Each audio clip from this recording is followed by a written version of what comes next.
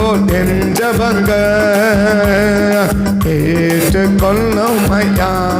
மாலை பனி போல் என் கைகளை உயர்த்தினேனையா. தூபம் போல் என் ஜபங்க ஏற்றுக்கொள்ளும் ஐயா. மாலை பனி போல் என் கைகளை உயர்த்தினேனையா. என் குற்றங்கள் நீர் மனதில் கொண்டா நிலை நிற்க முடியாதையா.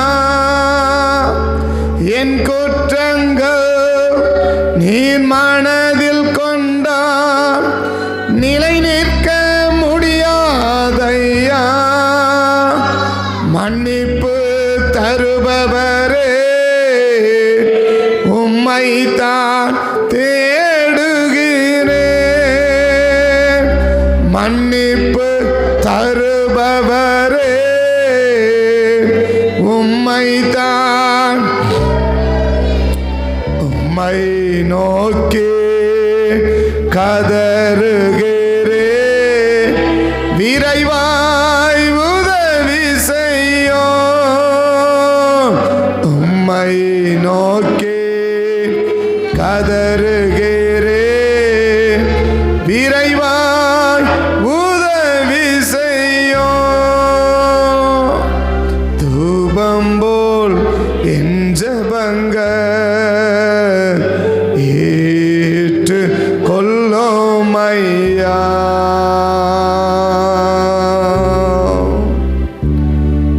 பரிசுத்த பிதாவே, நன்றியோடு துதிக்கிறோம். காலை வேளையில் தேவ சமூகத்தில் வந்து நிற்கிறோம். கர்த்தருடைய சன்னிதானத்தை நோக்கி நாங்கள் பார்க்கிறோம். இந்த நோக்கத்துக்காக உம்முடைய சமூகத்தில் கூடி வருவதற்கு எங்களுக்கு இரக்கம் பாராட்டினீரோ, தயவு பாராட்டினீரோ. அந்த இரக்கத்தையும் அந்த கிருபையையும் இந்த காலை வேளையில் நீர் எங்களுக்கு காண்பித்து உங்கள் நாமத்தை மகிமைப்படுத்தும்படி உங்கள் சமூகத்தை நோக்கி பார்க்க உதவி செய்யுங்க. எங்களுக்கு ஏதாகிலும் தெரியும் என்று அல்ல சுவாமி, அழைத்த தெய்வத்தையும் கொடுத்த கிருபையும் எங்கள் மேல் வைத்த அபிஷேகத்தையும் நாங்கள் நம்பி நிற்கிறோம். மறைத்து வெளிப்படும் பிரயோஜனமானது ஒன்றையும் மறைக்காமல், மழுப்பாமல், மறுக்காமல் எங்கள் மத்தியில் பேசி உங்கள் நாமத்தை மகிமைப்படுத்தும். எம்மா ஒரு சீசர்களுக்கு அப்பத்தை பிட்டு கண்களை திறந்து இருதயத்தை கொழுந்து விட்டு எரிய பண்ணினவர். இந்த காலை வேளையிலும் வேத வசனமாகிய அப்பத்தை பிட்டு எங்கள் கண்களை திறந்து இருதயத்தை கொழுந்து விட்டு எரிய பண்ணும்படி சமூகத்தை நோக்கி பார்த்து ஜெபிக்கிறோம். எல்லா தடைகள் விலகட்டும். தேவக்கரம் கூட இருக்கட்டும். வேதத்தை வேதமாய், வசனத்தை வசனமாய், சத்தியத்தை சத்தியமாய் பார்க்க எங்கள் கண்களை திறந்து எங்களை நடத்தும். தேவக்கரத்திலே எங்களை அர்ப்பணிக்கிறோம். ஒப்பு கொடுத்து நடத்தும். இயேசுவின் நாமத்தில் வேண்டிக் கொள்கிறோம் நல்ல பிதாவே. ஆமென், ஆமென். உட்காருவோம். ஆண்டவரும் அன்பு இரட்சகரமாய் இருக்கிற இயேசுவின் விலையேற பெற்ற திருநாமத்தில் இந்த காலை வேளையில் தேவ சமூகத்துக்கு கூடி வந்திருக்கும் யாவரையும் நாங்கள் வாழ்த்தி வரவேற்கிறோம். கர்த்தர் தாமே உங்களோடும் உங்கள் குடும்பத்தோடு கூட இருந்து எல்லா தீமைகளுக்கும் விலக்கி கர்த்தர் பாதுகாத்து நடத்துவாராக. கர்த்தருடைய பரிசுத்த நாமம் மகிமைப்படட்டும். ஆமென், ஆமென். கர்த்தர் நல்லவராக இருக்கிறார். ஆமென். சுத்த இருதயம் உள்ள இஸ்ரவேலருக்கு தேவன் நல்லவராகவே இருக்கிறார். கர்த்தருடைய நாமம் மகிமைப்படட்டும். இந்த காலை ஆராதனையில் பரிசுத்தவான் என்ற தலைப்பை மையமாக வைத்து தொடர்ச்சியாகவே வேதத்தை கவனிப்பதற்கு கர்த்தர் நமக்கு கிருபை பாராட்டியிருக்கிறார். ஆமென். ஒரு பரிசுத்தவானால் அவன் எப்படி இருக்கணும், ஏன் ஒரு பரிசுத்தவானாக வாழணும், சபைக்கு மேலே கர்த்தர் என்னவா இருக்க விரும்புகிறார் என்றால், சபை ஒரு பாவியாக வாழ விரும்பலை, ஒரு பரிசுத்தமுள்ள மட்டும் வாழ விரும்பலை, அதையும் தாண்டி ஒரு பரிசுத்தவான்களாக வாழ வேண்டும் என்று கர்த்தர் விரும்புகிறார் என்பதை நம்ம கவனிக்கிறோம். ஏன் பரிசுத்தவானாக வாழணும்? நன்மையினால் அவர்கள் மகிழ்ச்சி அடையும்படிக்கு, நன்மையினால் அவங்க சந்தோஷப்படும்படிக்கு அவங்க யாராக வாழணும்? பரிசுத்தவானாக வாழ வேண்டும் என்று தொடர்ச்சியாக கவனித்து கொண்டு வருகிறோம். அப்போ பரிசுத்தவானாக எப்படி இருப்பான்னு பார்த்தோம். பரிசுத்தவானை விட்டு விலகும்போது பாதிக்கப்படுவார்கள்னு பார்த்தோம். பரிசுத்தவான்கள் நிலைத்திருக்க வேண்டுமானால் என்ன செய்ய வேண்டுமென்று பார்த்தோம். அப்போ பரிசுத்த குலைச்சல் அடையாமல் இருக்க வேண்டுமானால் நான் என்ன செய்யணும் என்பதை நம்ம கடைசியாக கவனித்து, லேவியராகமம் 20ஆம் அதிகாரம் 8வது வசனத்தை சொல்லுது, என் கட்டளைகளை கை கொண்டு நடவுங்கள் அப்படின்னு சொல்கிறேன். அப்போ கட்டளையை கை கொண்டு நடக்கும்போது தான் ஒரு கர்த்தருடைய பிள்ளைகள் பரிசுத்த குலைச்சல் அடையாமல் இருக்க முடியும். அப்போ கட்டளைகளை கை கொண்டு நடவுங்கள் என்றால் கட்டளைகள் எத்தனை, கட்டளைகள் என்ன சொல்லுது, கட்டளைகள் எதற்காகலாம் எழுதப்பட்டது என்பதை கவனிக்க ஆரம்பித்து மொத்த கட்டளைகளை கவனித்தோம். ஸோ அது 2 கவனித்தோம். செய்யக்கூடாதவைகள் என்று எழுதப்பட்டிருக்குது, செய்யக்கூடியவைகளும் எழுதப்பட்டிருக்குது. அப்போ கட்டளைகள் என்ன, செய்யக்கூடியதும் இருக்குது, செய்யக்கூடாதவைகளும் இருக்குது. அப்போ செய்யக்கூடாத கட்டளைகள் 365 கட்டளைகள் இருக்கிறதுனால எதையெல்லாம் ஒரு கர்த்தருடைய பிள்ளைகள் செய்யக்கூடாது, எதையெல்லாம் ஒரு தேவனுடைய பிள்ளைகள் செய்யக்கூடாது என்று கவனித்து ஏன் செய்யக்கூடாது என்பதையும் கவனிச்சுன்னு வரும். எதையெல்லாம் செய்யக்கூடாது, ஏன் அதை அவங்க செய்யக்கூடாது அப்படின்னா, ஒவ்வொரு கட்டளைகளை மீறும் போதும் ஒவ்வொரு விதமான பாதிப்புகளை அவங்க சந்திக்கிறார்கள், ஒவ்வொரு விதமான பிரச்சனைகளை அவங்க சந்திக்கிறாங்க, ஒவ்வொரு விதமான போராட்டங்களை சந்திக்கிறாங்க, ஒவ்வொரு விதமான பாதிப்புகளை அவங்க சந்திக்கிறாங்க என்பதை தொடர்ச்சியாக கவனிச்சது. இதுவரைக்கும் 31 கட்டளைகளை நம்ம செய்யக்கூடாது என்று நம்ம கவனிச்சிருக்கிறோம். செய்யக்கூடாத கட்டளைகள் 31 கட்டளைகளை இதுவரைக்கும் நம்ம செய்யக்கூடாது என்று கவனித்தோம். அப்போ செய்யக்கூடாதவைகளை இன்றைக்கி ஏன் சத்துரு செய்ய வைக்கிறான், அது எப்படி செய்ய வைக்கிறான், ஒன்று நம்மளையே ஏவி செய்ய வைக்கிறான், இல்லை அடுத்தவங்க நம்மளை தூண்ட வச்சு செய்ய வைக்கிறான். இது உலகமும் நமக்கு போராடுது, மாம்சமும் போராடுது, பிசாசும் என்ன செய்ய விரும்புகிறான், போராடுதுன்னு ஆரம்பித்து அப்போ பிசாசு எப்படியெல்லாம் நம்மளை செய்யக்கூடாதவைகளை செய்ய வைக்க போராடுகிறான் அப்படின்னு கவனிக்க ஆரம்பித்து செஞ்சதையே திரும்ப திரும்ப என்ன செய்ய வைக்கிறான், அவன் செய்ய வைக்கிறான் என்று கடந்த வாரத்துக்கு முன்னாடி வாரம் நம்ம கவனித்தோம். எதை நம்ம கர்த்தர் செய்யக்கூடாதுன்னு சொல்கிறாரோ அதை என்ன செய்ய வைக்கிறான், செய்யக்கூடாதையே திரும்ப திரும்ப அவன் என்ன செய்ய வைக்கிறான், அவன் செய்ய வைக்கிறான் அப்படின்னு பார்த்தோம். 2வது நம்ம கடந்த வாரம் கவனித்தோம், செய்யக்கூடாத திரும்ப திரும்ப மட்டும் இல்லை, செய்யக்கூடாதவைகளை ஒரு முறை செய்தால் கூட அதனால் ஒரு பெரிய பாதிப்பு இருக்கிறது. அப்போ நம்ம என்ன கவனிச்சிக்குவோம், பிசாசுடைய ஒரு பெரிய தந்திரம் என்ன, செய்யக்கூடாததை திரும்ப திரும்ப செஞ்சால் தான் பிசாசு போராடுது அப்படின்னு நினச்சிட்டு, அப்போ செய்யக்கூடாததை ஒரு முறை செஞ்சிட்டாலே அது பிரச்சனை இல்லை தானே அப்படின்னு நம்ம நினைப்போம். அப்படி இல்லை, செய்யக்கூடாத திரும்ப திரும்ப செய்ய வைக்குது. அதில் கவனமாக இருந்துட்டோன்னா அது என்ன செய்வான், செய்யக்கூடாததை செய்ய வைக்க அவனை என்ன செய்வான், நேரடியாக நம்ம என்ன செய்வான், நம்மளை செய்ய வைக்கிறதுக்கு முயற்சி பண்ணுவான், நம்மகிட்ட சொல்லுவான். அதை யாரை கொண்டு சொல்லுவான், நாம் யாரை அதிகமாக நேசிக்கிறோமோ இல்லை நம்மால் யார் அதிகமாக நேசிக்கிறத போல அவனால் அனுப்பப்படுகிறார்களோ அவர்களை கொண்டு தான் சொல்லுவான் என்று நம்ம கடந்த வாரத்தில் கவனித்தோம். ஆமாம், யாரை கொண்டு செய்ய வைப்பான் அப்படின்னா, ஒரு எதிரி வந்து சொன்னாக்க நம்ம என்ன செய்ய மாட்டோம், அதை நம்ம செய்ய மாட்டோம். அப்போ என்ன செய்வான் அப்படின்னா, நாம் யாரை அதிகமாக நேசிக்கிறோமோ இல்லை நம்ம யாரை அதிகமாக நேசிக்கிறதை போல இல்லை நேசிப்பதற்காகவே அவனால் அனுப்பப்படுகிற நபர்களை வைத்து தான் அதை செய்ய வைக்குவான். அப்படி செய்யும்போது என்ன உண்டாகும் என்று சொன்னால், காலமெல்லாம் ஒரு பிரச்சனையை என்ன செய்ய முடியும், நம்ம சந்திக்க முடியும். நம்மை விட்டு நீங்காத ஒரு பிரச்சனையை, நம்மை விட்டு நீங்காத ஒரு தொல்லையை நாம் சந்திக்க நேரிடும் என்று சொல்லி கடந்த வாரத்தில் நம்ம கவனிக்க ஆரம்பித்தோம். அப்படி கவனிக்கும் போது சாலமோனுக்கு யார் செய்யக்கூடாததை செய்ய வச்சாங்கன்னா, அவன் யாரை அதிகமாக நேசித்தானோ இல்லை அவர்கள் யார் சாலமோனை அதிகமாக நேசிக்கிறதை போல காணப்பட்டார்களோ அவர்களை கொண்டு தான் சாலமோனை விளைவிக்க சத்துரு போட்ட மிகப்பெரிய தந்திரம், மிகப்பெரிய தந்திரம். அப்போ சத்துருவின் தந்திரங்களை நம்ம என்ன செய்யணும், நம்ம கண்டுபிடிச்சிக்கணும். செஞ்சதை திரும்ப திரும்ப மட்டும் இல்லை, ஒரு முறை செஞ்சால் கூட எப்படி செய்கிறோம், யார் நம்மளை அதை செய்ய வைக்கிறாங்க, யார் நம்மளை அதை செய்ய வைக்கிறாங்க, அதை செய்ய வைக்கிற நபர்கள் நம்மகிட்ட என்ன சொல்லி செய்ய வைக்கிறாங்க, எப்படி சொல்லி செய்ய வைக்கிறாங்க என்று சொல்லியெல்லாம் நம்ம கவனித்து பார்த்தோம். அப்போ கடைசியாக கவனிக்கும் போது ஆபிரகாமுடைய வாழ்க்கையில் செய்ய வேணான்னு கர்த்தர் சொல்கிறத ஆபிரகாம் என்ன செய்விக்கிறார், செய்ய வைக்கிறார். இதுக்கு பெரிய மனிதர்களும் தப்பவில்லை, பெரிய ஞானிகளும் கூட என்ன செய்யவில்லை, தப்பவில்லை என்று சொல்லி கடந்த வாரத்தை கவனிச்சு, அப்போ ஆபிரகாம் செய்த ஒரு சின்ன காரியம், யாரை கொண்டு, சாராளை கொண்டே செய்ய வச்ச சின்ன காரியம் காலமெல்லாம் இஸ்மவேலுக்கு என்ன செய்ய வச்சிடுச்சு, ஒரு பெரிய தாக்கத்தை ஏற்படுத்தி விட்டான் என்று சொல்லி கடந்த வாரத்தில் கவனித்தோம். அப்போ தீங்காத தொல்லையை நம்ம எப்போ நம்ம ஏற்படுத்தி கொள்ளுகிறோம். அப்போ சத்துரு பார்க்குறான், நான் போராடினா தான் உனக்கு பிரச்சனை, பட் உன்னையே போராட உன்னையே செய்ய வச்சுட்டேன்னா எனக்கு பிரச்சனையே கிடையாது என்று சொல்லி இன்றைக்கி நம்மளையும் அவன் என்ன செய்ய விரும்புகிறான்னா, அதனால் அதுக்கு மாம்சத்தையும் பார்த்தோம், ஸோ பிசாசையும் பார்த்தோம், உலகத்தையும் பார்த்தோம். உலகம் என்ன செய்யும், இன்னொரு நபர்களை கையில் எடுத்து நம்மளுக்கு என்ன செய்யும், பயன்படுத்தும். மாம்சம் என்ன செய்யும், நம்மையே என்ன செய்யும், எடுத்து பயன்படுத்தும். பிசாசு என்ன செய்யும், நேரடியாக அவனே நம்ம கூட என்ன செய்வான், போராடுவான் என்று சொல்லிலாம் நம்ம கவனிக்க ஆரம்பித்தோம். அப்போ இன்றைக்கு பிசாசு அடுத்து என்ன செய்ய விரும்புகிறான் என்பது தான் இன்றைக்கு நம்ம செய்ய போகிறது. ஒன்று, உபாகமத்தின் புஸ்தகம் 12ஆம் அதிகாரம் 8ஆம் வசனம். உபாகமம் 12:8. இங்கே இந்நாளில் நாம் அவனவன் தன் தன் பார்வைக்கு சரியானதை செய்கிறதை போல நீங்கள் செய்யாத இருப்பீர்களாக என்ன சொல்கிறார். என்ன சொல்கிறாருன்னா, இப்போ அடுத்தது சத்துரு எப்படி நம்ம போராட வைக்கிறோம். ஒன்று நம்மளை சொல்கிற வைக்கிறான், ஒன்று என்ன செய்கிறான், மட்டும் சொல்கிறான். என்ன சொல்கிறான், இதை நீங்கள் செய்யுங்க, இதை நீங்கள் செய்யுங்க, இல்லை ஒரு நல்லது நடக்குது, இல்லை ஒரு காரியம் நடக்குதுன்னு நம்மளை என்ன செய்ய வைக்கிறான், நம்மகிட்ட சொல்லி. யார் சொல்கிறது, நம்ம நேசிக்கிறவங்க, இல்லை நம்மளை நேசிக்கிறதை போல இருக்கிறவர்கள், அவனால் அனுப்பப்படுகிறவர்கள். யாரோ ஒருவர் செய்யக்கூடாத ஒன்றை எவ்வளோ பெனிஃபிட்டை காட்டி, எவ்வளவு நன்மைகளை காட்டி நம்மளை செய்ய சொன்னாலும் நம்ம புரிஞ்சிக்கலாம், அவரோட சத்திரம் அனுப்பப்பட்ட ஒரு நபர்கள், இல்லை சத்திரம் ஏவப்பட்டு சொல்லுகிறார்கள் என்பதை நம்ம புரிஞ்சிக்கலாம்.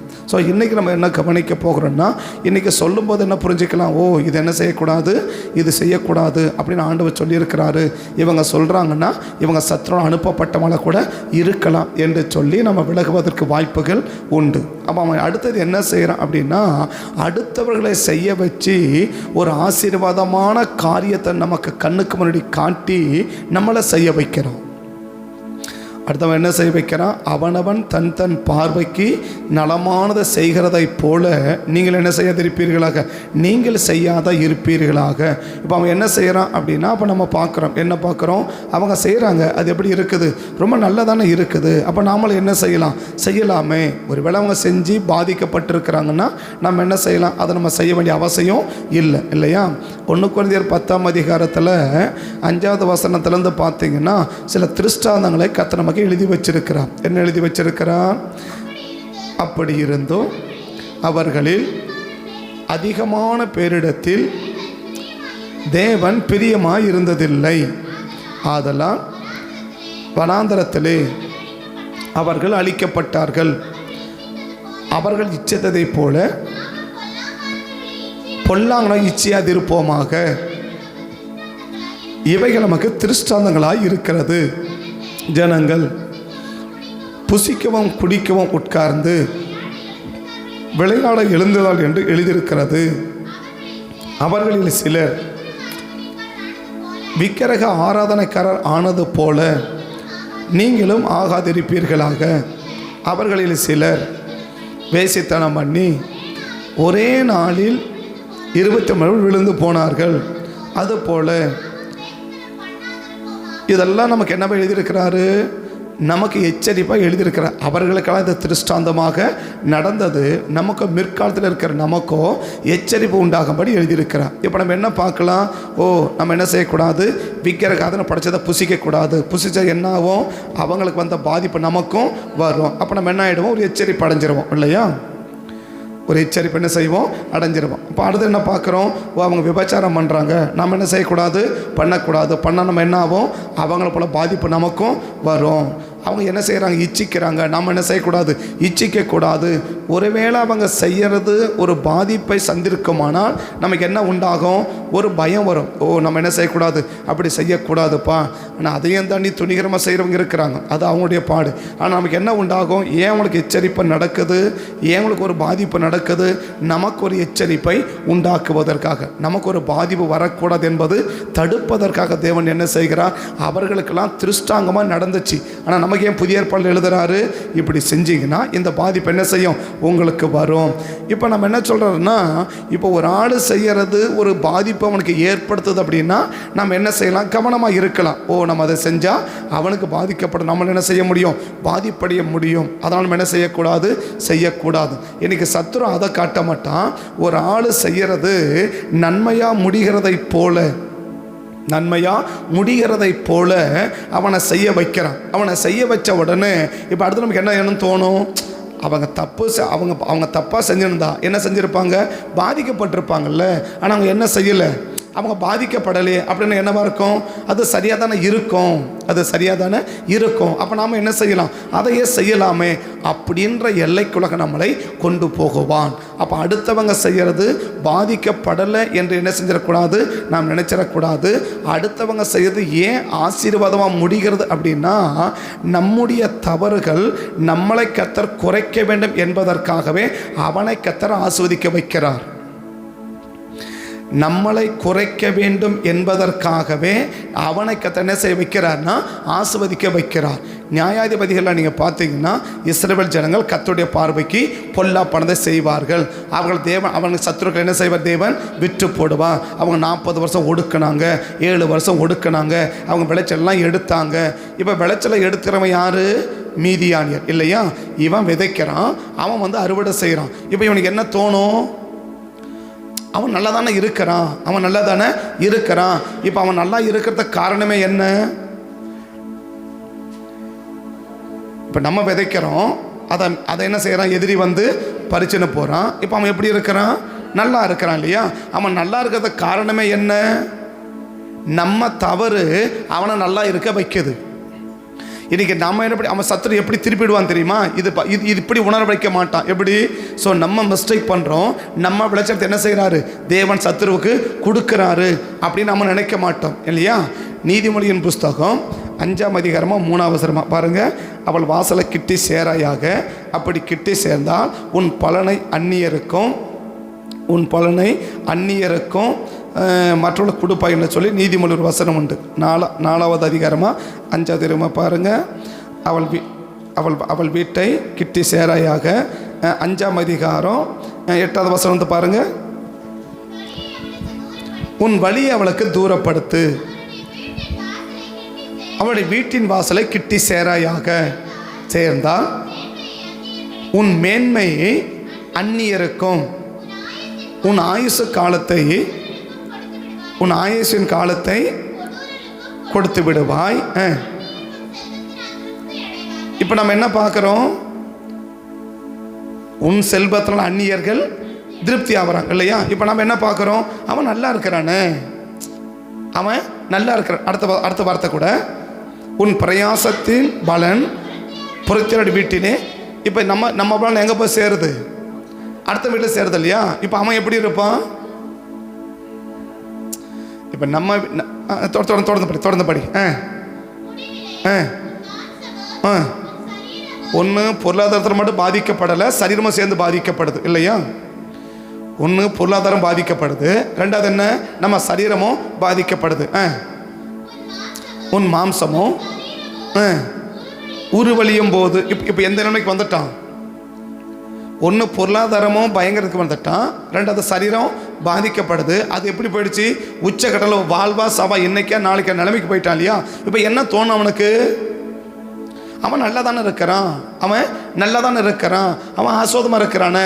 இப்போ அவன் செய்கிற மாதிரி நாம் என்ன செய்யலாம்.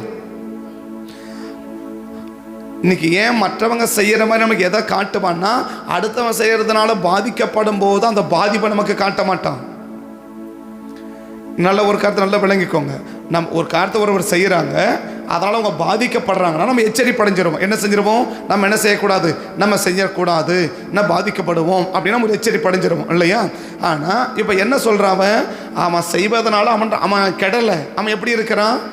நல்லா இருக்கிறான்ல. அவன் நல்லா இருக்கிறதுக்கு காரணமே நம்ம தான். நம்ம நல்லா இல்லாத போகிறதுக்கும் காரணம் நம்ம தான். அவன் நல்லா இருக்கிறதுக்கு காரணமும் நம்ம தான். அதாங்க 8ஆம் வாசம் என்ன சொல்கிறாரு? நீ அந்த குறிப்பிட்ட அந்த வாசம் என்ன பண்ணாத, உன் வழியை அவளுக்கு என்ன பண்ணு, தூரப்படுத்து. அப்படின்னா அவள் செய்கிற மாதிரி நீ என்ன செய்யாதன்றார் இல்லையா? அது பெரிய சொல்ல, அது விளக்க சொல்ல. அந்த இதை மட்டும் எடுத்துக்கோங்க. அவங்க செய்கிற மாதிரி நீ என்ன பண்ணாத, செய்யாத. அவள் வழி, உன் வழியை அவளுக்கு என்ன பண்ணு. உன் வழினா என்ன அர்த்தம்? நடக்கிற வழி இல்லை, செய்கிற செய்கை. அவள் செய்கிற மாதிரி நீ என்ன பண்ணாத, செய்யாத. அவங்க செய்கிற மாதிரி நீ என்ன பண்ணாத, செய்யாத. அப்படி செஞ்சின்னா என்ன நடக்கும் தெரியுமா? உன் மேன்மையை அந்நியர்களுக்கும். மேன்மை யாருக்கு வரணும்? மேன்மை யாருக்கு வரணும்? உனக்கு வர வேண்டியது. ஆனால் உன் மேன்மை யாருக்கு போகுது? அண்டுக்கு போகுது. அடுத்து சொல்கிறாரு, உன் ஆயுசின் காலத்தை கொடூரருக்கும் கொடுத்து விடுவாய். உன் செல்வத்தினால் யார் திருப்தியாக இருப்பாங்க? அப்போ நீ எப்படி இருக்க மாட்ட? திருப்தியாக இருக்க மாட்ட. ஒன்று இந்த இடத்துல போது என்ன பண்ணுவோம் தெரியுமா? சும்மா என்னையா ஆண்டவர் போய் என்னத்தை நம்ம கண்டோம் அப்படின்னு ஒன்று தேவனை வெறுப்பை கொண்டு வந்து ஆண்டவரோட தூரப்படுத்துவான். இங்கே தூரப்படுத்துறான்னு என்ன அர்த்தம்னா, அவன் செய்கிறான், அவன் எப்படி இருக்குது? நல்லா இருக்குதுல்ல. அப்போ நாம் என்ன செய்யலாம்? இப்போ இவன் செல்வம் அவனுக்கு என்னது போயிடுச்சு, அவன் எப்படி வாழ்கிறான்? திருப்தியாக வாழ்கிறான் இல்லையா? இப்போ நமக்கு என்ன தோணும்? அவன் நல்லா இருக்கிறான்ல, அப்போ நாம் என்ன செய்யலாம்? அவன் செய்கிற மாதிரி. இப்போ அவன் செய்கிற மாதிரி நம்ம செய்யணும்னு சொல்கிறது காரணமே என்னன்னு சொன்னால், அவன் நல்லா இருக்கிறான் இல்லையா? இவன் பாதிக்கப்பட்டான்னா சரி. இப்போ நம்ம யாருக்கு சுவிசேஷம் மேக்சிமம் சொல்லுவோம்? சர்ச்சைக்கு வாங்கன்னு யாரும் சொல்கிறோம் இல்லையா? யாரை பார்த்து சொல்லுவோம்? நல்லா நம்மளை விட ஆசுவாதமாக வாழ்கிறவனை பார்த்து சர்ச்சைக்கு வாங்க சொல்லுவோமா? இல்லை. யாரை பார்த்து சொல்லுவோம்? பாதிக்கப்பட்டு, வியாதிப்பட்டு, பலவீனப்பட்டு, நோய்வாய்ப்பட்டு, கடன் பிரச்சனை, பட் இனியோட ப்ராப்ளம் பார்த்து என்ன சொல்லுவோம்? வாங்கன்னு சொல்கிறோம் இல்லையா? ஏன் நல்லவனை பார்த்து நம்மளால சொல்ல முடியல? அவனை கேட்டால் ஒரே வார்த்தை என்ன சொல்லுவான்? நான் உங்களை விட நாங்கள் நல்லா இருக்கல. சரி, நம்ம இப்போ கடன் வாங்குவோம்ல, நம்ம கடன் சில பேர் கொடுப்பாங்கல்ல, அவங்ககிட்ட வந்து நீ இயேசு நம்பி வாங்கன்னு சொல்ல முடியுமா? முடியாது இல்லையா? முடியாது. அவன் உடனே அடுத்த கேள்வி கேட்பான்ல, உன் இயேசு உனக்கு நல்லது செஞ்சா நீ வந்து என்கிட்ட கடன் வாங்குற? உன் இயேசு உனக்கு நல்லது செஞ்சு தண்ணி என்ன செய்ய மாட்ட? நீ கடன் வாங்க மாட்டல்ல. அப்போ நீ வந்து என்கிட்ட கடன் வாங்குற, நீ எப்படி இயேசு நல்லவர்னு சொல்கிற? ஆனால் யாருக்கு நம்ம சொல்கிறோம்? பாதிக்கப்பட்டவங்களுக்கு சொல்கிறோம் இல்லையா? இப்போ பாதிக்கப்பட்டவங்களுக்கு தெரியுது இதனால் பாதிக்கப்படுறது நாங்கள் இப்போ அவங்கள விட நம்ம நல்லா இருக்கிறதுனால தான் அவனுக்கு என்ன தோணுது? ஆமாம், இவங்க சர்ச்சை பண்ண என்ன ஆகிறாங்க? நல்லா இருக்கிறாங்க. அவங்க கூட அப்படி பிரச்சனை இருந்தாங்க, சர்ச்சைக்கு போனாங்க, நல்லா இருக்கிறாங்க. இவங்க அப்படி பிரச்சனை இருந்தாங்க, சர்ச்சைக்கு போய் நல்லா இருக்கிறாங்க. நீங்கள் என்ன செய்யுங்க? போங்க. சில பேர் ஊரில் என்ன செய்கிறாங்க? அவங்க வரலனா கூட பாதிக்கப்பட்ட என்ன செய்கிறாங்க? நீங்கள் போங்க, போனால் என்ன ஆகும்? இயேசு நல்லதை செய்வார், போங்க அப்படி சொல்கிறோம் இல்லையா? அப்படி சொல்கிறாங்க இல்லையா? அப்போ அவங்க எதை பார்க்குறாங்க? நம்ம நல்லா இருக்கிறத பார்க்குறாங்க. அப்போ என்ன செய்ய வைக்கிறாங்க? நீங்கள் இதை செய்யுங்கனாலும் உற்சாகப்படுத்துகிறாங்க இல்லையா? இதே பாணியை தான் நம்மகிட்டையும் பயன்படுத்துகிறான். என்ன பயன்படுத்துகிறான்? ஒன்றை விடாமல் எப்படி இருக்கிறான்? நல்லா இருக்கிறான்ல. அப்போ ஏன் நீ அவன் செய்கிற மாதிரி செய்யக்கூடாது?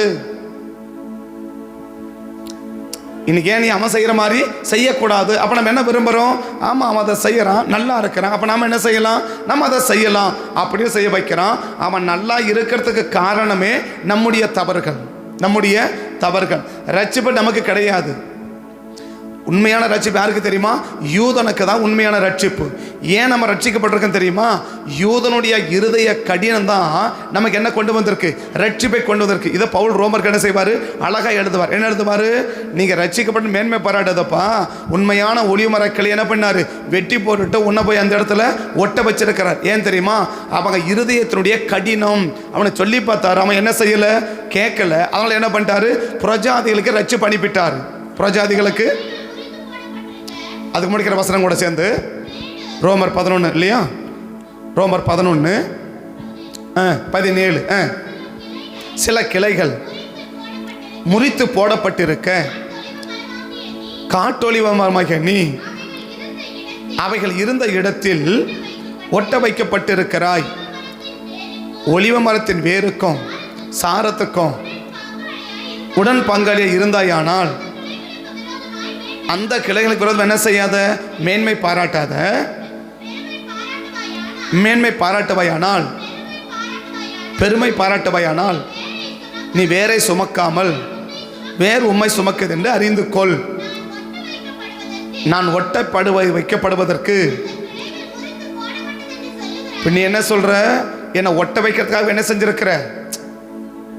என்னை ஒட்ட வைக்கிறதுக்காக என்ன செஞ்சிருக்கிற? அவனை முறிச்சு போட்டுருக்குன்னு சொல்ற, உண்மைதான். ஆனா சொல்லுகிறாயே, நல்லது. அவ்விசுவாசத்தினாலே ஏன் முறித்து போட்டது? நீ அப்படி நினைக்கிறது இல்லை. என்னது? அவனுடைய அவ்விசுவாசம் அவனை என்ன பண்ணிடுச்சு? அந்த ரட்சிப்பிலிருந்து தூர தள்ளிடுச்சு. சொல்லிட்டு சொல்றாரு, நீ விசுவாசித்தால் என்ன செஞ்சிருக்கிற? அதனால வந்துட்டு அவனுடைய அவிசுவாசம் மட்டும் இல்லை, அவன் விசுவாசித்தான்னு வச்சுக்கோயேன், உனக்கு என்னவே கிடையாது, உனக்கு ரட்சிப்பே கிடையாது. அப்ப நீ ரட்சிப்படுறது காரணமே என்ன? அவனுடைய அவிசுவாசம். இப்போ என்ன யோசிக்கணும்? நம்ம நல்லா இல்லை, இவன் நல்லா இருக்கிறானே, ஒரு பிரஜாதி நல்லா இருக்கிறானே அப்படின்னு நினச்சா அவன் என்ன யோசிக்கணும்? ஆண்டு மேலே கோபம் வரக்கூடாது. என்னது? அவனெல்லாம் கத்த நல்லா வைக்கிறாரு, என்னை மட்டும் என்ன செய்ய வைக்கல, என்ன நல்லா வைக்கல, அப்படி கோபம் வரக்கூடாது. மாறாக நான் எங்கே என்ன செய்கிறேன்? என்ன செய்யறேன்? எங்கேயோ நான் செய்யக்கூடாததை நான் செய்யறேன். அவள் வீட்டை கிட்டி சேர்ந்ததுனால என்ன செய்யறேன்? அவள் வீட்டை கிட்டி சேர்ந்த அவளுடைய பாதையை நீயும் பின்பற்றின, அதனால என்ன செய்தவும் செல்வம் புறத்தேன வீட்டுக்கு போயிடுச்சு இல்லையா? அப்ப யாரோ செய்கிறத பார்த்து நீ என்ன செய்யற இல்லையா? அப்ப அவன் செய்கிறத பார்த்து செய்யறதுனால தான் உன் ஆசீர்வாதம் என்ன செய்யுது? அவனுக்கு போகுது. உன் ஆசீர்வாதம் எல்லாம் அவன் ஆசீர்வதிக்கப்படுறான். நீ எப்படி இருக்கிற? கஷ்டத்தோடு இருக்கிற, நீ பாதிக்கப்படுற, எல்லா விதத்திலும் என்ன செய்யற? நீ பாதிக்கப்படுற. அப்ப நம்ம பாதிக்கப்படுற சத்துரு வைக்கிற மிகப்பெரிய தந்திரம் என்ன? ரெண்டு கட்டமா கிளியரா செய்யறான். ஒன்று, அடுத்தவனை செய்ய வைக்கிறத பார்த்து நம்மளை செய்ய வைக்கிறான் இல்லையா? ஏன் நம்ம செய்யறோம் அப்படின்னா, நம்ம தவற நம்ம கண்ணுக்கு காட்டாத பண்றான். முதல்ல உன் தவறு நீ என்ன செஞ்சிடக்கூடாது. இப்ப நான் தப்பு பண்றேன்னு நினைச்சேன்னு வச்சுக்கோ, ஏன்னா என்ன பண்ணிட்டு அடுத்தது, நம்ம செய்யக்கூடாது, இந்த தவறு தான் இந்த பாதிப்பு என்ன செஞ்சிச்சு, கொண்டு வந்துச்சு. சரி, இப்ப சகலத்திலும் குறைவுபடுறோமா? சகலத்தில் நம்ம என்ன செய்யணும்? குறைவுபடுறோமா? ஏன் நம்ம சகலத்திலும் குறைவுபடுகிறோம்? நல்லா இருந்தோம், ஆனால் இப்போ என்ன செஞ்சுருக்கிறோம்? குறைவுபடுறோம். இதுக்கு என்ன காரணம்ன்றதை நமக்கு சத்துரு காட்டிட்டான்னு வச்சுக்கோ, ஏன் நம்ம என்ன செஞ்சிருவோம்? அதை சரி பண்ணிடுவோம், மீண்டும் அந்த பழைய நிலைமைக்கு வந்துடுவோம். ஆனால் இன்னைக்கு என்ன செய்ய விட மாட்டான், அப்படி விட மாட்டான். என்ன காரணத்தில் சகலத்தில் நம்ம குறைவுபடுறோம் தெரியுமா? உபாகமம் 28ஆம் அதிகாரம் 47, 48 பாருங்க. உபாகமம் 28ஆம் அதிகாரம், நீ சகலமும் பரிபூரணமாய் இருக்கையில் நீ மகிழ்ச்சியோடும் களிப்போடும் உன் தேவனாகிய கர்த்தரிடத்தில் நீ கேவன கர்த்தரை சேவியாமல் போனது நிமித்தம். இன்னைக்கு நம்ம என்ன சொல்றோம்? நிறைய வேலை இருந்துச்சு, அதை மீறி வரணும்னா முக்கியமான வேலை, இன்னைக்கு எப்படி போறது, இன்னைக்கு லீவ் போட்டுடலாமா அப்படின்னு யோசிக்கிறல்ல. இதனுடைய நிலைமை தான் உனக்கு என்ன கொண்டு போகுது? அடுத்த வார்த்தை, ஏன் சகலமா குறைவு? இப்ப ஏன் சகலமா அவன் குறைவுபடுறான்? அவன் பரிபூர்ணமா இருக்கும்போது அவன் எப்படி சர்ச்சைக்கு வரல? சந்தோஷமா சர்ச்சைக்கு வரல. சந்தோஷமா ஒன்று சர்ச்சைக்கே வரல, ஆனால் மறுபக்கம் வந்து எப்படி வரான்? சந்தோஷமா சர்ச்சைக்கு வரல. எப்படி சர்ச்சைக்கு வரான்? இன்னைக்கு முக்கியமான வேலை, இன்னைக்கு அவசியமான வேலை அப்படின்னு இல்லையா? சரி, இப்படி சொல்கிறேன், நீங்கள் தப்படுத்துக்காதீங்க, விளங்குறதுக்கு சொல்கிறேன். இன்னைக்கு பயிர் நடுவுன்னு வச்சுக்கோயேன், இன்னைக்கு ஆள் இன்னைக்கு தான் வராங்கன்றான். இன்னைக்கு என்ன சொல்லுவோம்? இன்னைக்கு 10 ஏக்கர் பயிர் நடணும், 100 பேர் ஆள் வேலைக்கு இன்னைக்கு தான் வருவேன்னு சொல்லிட்டாங்க. இப்போ என்ன சொல்லுவோம்? ஒரு பக்கம் இன்னைக்கு ஞாயிற்றுக்கிழமை சர்ச்சைக்கு வரணும். எதை நம்ம மெயின் பண்ணுவோம்? இப்போ அதையும் தாண்டி சர்ச்சை பண்ணி வச்சுக்கோங்க, இங்கே வந்து உட்காந்து என்ன யோசிப்போம்? வந்திருக்கிறோம்ல, இன்னைக்கு என்ன யோசிப்போம்? இன்னைக்கு அதை வந்திருப்பாங்க இல்லையா, எல்லாம் பண்ணியிருக்காங்க தெரியலையே, என்ன செஞ்சுருக்காங்களோ தெரியலையே, ஒரே விட்டுட்டு வந்துட்டோம், சரி முடிச்சுட்டு போயிடலாமா, கொஞ்சம் சீக்கிரமாக போயிடலாமா. ஆனால் இங்கே வந்து உட்காந்து ஒரு நிமிஷம் கூட அங்கே இதெல்லாம் கான்செப்ட் பண்ண முடியாது. தேவ சமூகத்திலையும் ஆராதனையும் கான்செப்ட் பண்ணவே முடியாது. இந்த ஒரே ஒரு காரணம் சொல்கிறாரு. என்ன சொல்கிறாரு? நீ சகலமும் குறைவுபடுவதற்கு இதுதான் காரணன்றாரு. ஆனால் பிசாசு என்ன செய்வான் தெரியுமா? இதை காரணம் காட்ட மாட்டான். எதை? இப்படி மகிழ்ச்சியோடு என்ன செய்யல, கர்த்தரை நீ ஆராதிக்கல, அதனால என்ன செய்யறோம்? நீ குறைவு இதை காட்ட மாட்டான். மாறா பக்கம் நம்ம ஊர் ஒருத்தர் இருப்பான்ல, அவன் பார்க்குறான், அம்மா நீ சர்ச்சை போய் என்ன பண்ணுற, நாங்களாம் பாரு எப்படி இருக்கிறோம், நல்லா இருக்கிறல. இப்போ நமக்கு என்ன தோணும்? ஆமாம், அவன் சர்ச்சை பக்கமே போகல, அவன் எப்படி இருக்கிறான்? நல்லா இருக்கிறான். நான் சர்ச்சைன்னு போகிறேன், நான் எப்படி இருக்கிறேன்? சர்ச்சு போனது உண்மை. எப்போ போன, எப்படி போன? அப்போ 2 கருத்தை கிளியராக அவன் காட்டுறான். ஒன்று என்ன காட்டுறான் அப்படின்னா, நம்முடைய தவறுகளை நமக்கு என்ன செய்ய மாட்டான், காட்டவே மாட்டான். இப்போ அவனுடைய வாசலை கிட்டி சேரதுன்னு சொன்னார். அவள் வழியை உனக்கு என்ன பண்ணு, தூரப்படுத்தினார். அவள் செய்கிற மாதிரி நீ செய்யாதுன்னு சொன்னான் இல்லையா? இது அவன் செய்யறதுனால தான் என்ன செய்யறான், இவனுடைய ஆசீர்வாதம் புரைத்தனுடைய வீட்டு வாசலில் போய் என்ன செய்யுது, சேருது. இவன் செல்வத்தை அவன் என்ன செய்யறான், திருப்தி ஆகிறான். அப்போ ஏன் ஆசீர்வாதமா இருக்கிறான்? புரியுதா சொல்றது? இப்போ நீதிமன்ற வாசம் என்ன வாசிச்சோம், உன்னுடைய உன் வழியை அவளுக்கு தூரப்படுத்து. வழினா என்ன, நடக்கிற வழி இல்லை, செய்கிற செய்கை இல்லையா? அவள் செய்கிற மாதிரி என்ன பண்ணாத, செய்யாத அப்படின்றார் இல்லையா? தூரப்படுத்துன்னு அர்த்தம், அதில் கவனிக்காதப்பா, பார்க்காத, வெளியில் வந்திருப்பான்னார் இல்லையா? இதான் சங்கீதம் 1:1 சொன்னார். பாவி நிற்கிற இடத்துல என்ன செய்யாத, நிற்காத. துன்மார்க்கன் ஆலோசனை பண்ணாத, கேட்காத. பரியாசகன் உட்கார்ந்து என்ன பண்ணாத, உட்காராதப்பா, நீ வெளியில் வந்துருப்பா, அவங்ககிட்ட நிற்காதப்பான்னு சொல்லி வந்துட்டார் இல்லையா? ஆனால் என்ன செய்கிறோம், அவள் உன் வழியை அவளுக்கு தூரப்படுத்துன்றோம். அவள் செய்கிற மாதிரி என்ன பண்ணாத, செய்யாத. அவள் என்ன செஞ்சுன்னு போட்டு நீ செய்யாதப்பான்றா. இப்போ ஏன் நம்ம செய்கிறோம், அவன் நல்லா தானே இருக்கிறான். இப்போ நான் சொல்கிறேன், விளக்கமாக சொல்கிறேன், புரிஞ்சுக்கோங்க. இன்றைக்கி சர்ச்சை வரணும்னு வச்சுக்கோங்க, உடனே ஒரு பயங்கர பெரிய ஆபத்து வந்துச்சுன்னு வச்சுக்கோங்க, நமக்கு என்ன தோணும், ஓ அப்பா அவங்க சர்ச்சுக்கு போன வாரம் போகல, அதனால தான் என்ன வந்துச்சு, இப்படி பிரச்சனை வந்துச்சு, நாம் நினச்சிடக்கூடாது, போக நிற்கக்கூடாதுப்பா, அப்படி தோணும் இல்லையா? ஆனால் போன வாரம் 3 வாரம் 4 1 மாதம் கூட சர்ச்சுக்கு வரணும்னு வச்சுக்கோங்க, அவங்க எப்படி இருக்கிறாங்க, நல்லா இருக்கிறாங்க. நமக்கு என்ன தோணும், அவங்களே நல்லா தானே இருக்கிறாங்க, அவளுக்கு ஒன்றும் ஆவலை, அப்புறம் என்ன, அப்படி தோணும்ல? தோணுமா, தோணாதா? தோணும் இல்லையா? இதை தான் சத்துரு பண்ணுற மிகப்பெரிய தந்திரம். என்ன தந்திரம் பண்ணுறான்? ஒன்று, அவன் ஆஸ்வாதமாக இருக்கிறதுக்கு காரணமே என்ன, நம்முடைய தவறு. இந்த நம்முடைய தவறை அவன் யாருக்கு காட்ட மாட்டான், நமக்கு அவன் காட்ட மாட்டான். மாற என்ன காட்டுவான், பாரு அவன் சர்ச்சைக்கு போல அவன் எப்படி இருக்கிறான், நல்லா இருக்கிறான்ல, அப்போ என்ன செய்யு, அவன் செய்கிற மாதிரி செய்யு, அவன் பண்ண மாதிரி பண்ணலாமே, அவன் செய்கிற மாதிரி செய்யலாமே. ஆரம்பத்தில் இல்லைப்பா சரி போ அப்படின்னு போனாலும் நாட்கள் போக போக என்ன உண்டாகும், அவனை செய்கிற மாதிரி செய்ய வைக்கும். இதில் பெரிய ராஜாக்கள் பரம்பரையை தப்பிக்கல. அதான் நான் சொல்ல போகிறேன். பெரிய அருமையான ராஜாக்களுடைய பரம்பரையை என்ன செய்யலை, இதில் தப்பிக்கலை. அப்போ அந்த பெரிய காரியத்தை என்ன செய்ய விரும்புகிறான், நமக்கு செய்ய வைக்க விரும்புகிறான். அப்போ நம்ம என்ன செய்யணும், ஒரு கவனமாக இருக்கணும். என்ன கவனமாக இருக்கணும், அடுத்தவன் நல்லா இருக்கிறதுக்கு காரணமே நம்முடைய தவறுகள், நம்முடைய தவறுகள். இதை சத்ருவுக்கும் அதை தான் செய்கிறாரு, யூதனுக்கும் அதை தான் செய்கிறாரு, நமக்கும் அதை தான் செய்கிறாரு. இப்போ யூதனுக்கு ஏன் ரட்சிப்பு, யூதன் ரட்சிக்கப்பட்ட யூதன் ஏன் ரட்சிப்பு இல்லாமல் நம்ம ஏன் ரட்சிக்கப்பட்டோம், அவனுடைய அவிசுவாசம். ஆண்டவர் சொன்னார், அவன் என்ன செய்யல, கேட்கல, ஏற்றுக்கொள்ளல, நம்பல. அப்ப என்ன பண்ணிட்டாரு, போயாண்டு விட்டு நம்ம கிட்ட பண்ணிட்டார் இல்லையா? இப்ப நம்மளும் அதே செஞ்சு என்ன செய்வாரு, நம்மளை விட்டு அடுத்த காலக்கிட்ட போயிடுவார். அவ்வளவுதான். சவுலுக்கு சொல்லி சொல்லி பார்த்தாரு, அவன் என்ன செய்யல, கேட்கல, அவன் அப்படியே விட்டு என்ன பண்ணாரு, அப்படியே தூக்கி தாவீதை வச்சுட்டு போயிட்டேன்ட்டார். அவ்வளவுதான். அப்ப நம்ம என்ன செய்யக்கூடாது, நமக்கு கொடுக்கிற வாய்ப்பு நம்ம சரியா பயன்படுத்திட்டோம்னா, நமக்கு செய்ய வேண்டிய கத்தை நம்ம சரியா செஞ்சுட்டோம்னா, கத்தை நம்மளை எப்படி வைப்பாரு, நல்லா வைப்பாரு, ஆஸ்வாதம் வைப்பாரு. ஏதோ ஒரு காரணம், ஏதோ ஒரு சூழ்நிலைகள், ஏதோ ஒரு காரியத்தை பார்த்து அடுத்தவங்க செய்யறத நம்ம என்னைக்கு செய்யாம செய்யறோமோ, இல்ல நம்ம செய்யறதை என்னைக்கு செய்யாம விடுறோமோ, கட்டளை என்ன, எதை செய்யணுமோ அதை செய்யணும், எதை செய்யக்கூடாதோ அதை செய்யக்கூடாது. இதுக்கு 2 கட்டமும் பயன்படுவோம். ஒன்று என்ன, நீ செய்ய வேண்டியதை செய்யாம தவிர்க்கணும். 2வது என்ன, அடுத்தவங்க செய்யறத நீ செய்யணும். ஒன்று என்ன செய்ய வைக்கிறான், நீ என்ன செய்யணுமோ அதை நீ என்ன செய்யக்கூடாது, செய்யக்கூடாது. அதை அழகா பண்றான். அப்படி பண்ண என்ன உண்டாகும், நாம செய்யறது எதை செய்யறோமோ அதை செய்யாம விட்டாலே நம்ம பாதிக்கப்படுவது 100%. 2வது என்ன, அடுத்தவங்க செய்யறத நம்மளை என்ன செய்ய வைப்பான், நம்மளை செய்ய வைப்பான். இப்போ நம்ம செய்யறத நம்ம செய்யாம தடுக்கிறதே எதுக்குன்னா, அடுத்தவன் செய்யறத செய்வதற்கு தான். சத்ரு 2 தந்திரம் பண்றான். ஒன்று என்ன, நான் எதை செய்யணுமோ, அது குடும்பத்தில் இருந்தாலும் சரி, அது சபையில் இருந்தாலும் சரி, அது சமுதாயத்தில் இருந்தாலும் சரி, என்னது, நான் கர்த்தர் என்னை கொண்டு என்ன செய்யணும்னு நினைச்சுக்கிறாரோ அதை நான் செய்யணும். பட் நான் செய்ய வேண்டியதை நான் செய்யாம அவன் என்ன செய்ய விரும்புறான், தடுக்க விரும்புறான். என வேதம் சொல்லுது, வேலையால் கூலிக்கு பாத்திரன் இல்லையா? இப்போ வேலை செஞ்ச என்ன கிடைக்கும், கூலி கிடைக்கும். இப்போ நான் ஒன்று செய்கிறேன்னா அந்த செய்கை கேட்ட பலனை கர்த்தர் என்ன செய்வார்? எனக்கு தேவன் கொடுப்பார். எந்த காரியம் செஞ்சாலும் சரி. சரியா? நான் சொல்கிறேன், தேவ சம்பந்தமான சின்ன காரியத்தை செஞ்சால் கூட கர்த்தர் எப்படி கொடுக்குற ஆண்டவர்? பெரிய ஆசீர்வாதத்தை கொடுக்குற ஆண்டவர். இப்போ அவன் என்ன செய்ய விரும்புகிறான்னா, நீ இதை செஞ்சீன்னா உனக்கு கர்த்தர் என்ன பண்ணிடுவார்?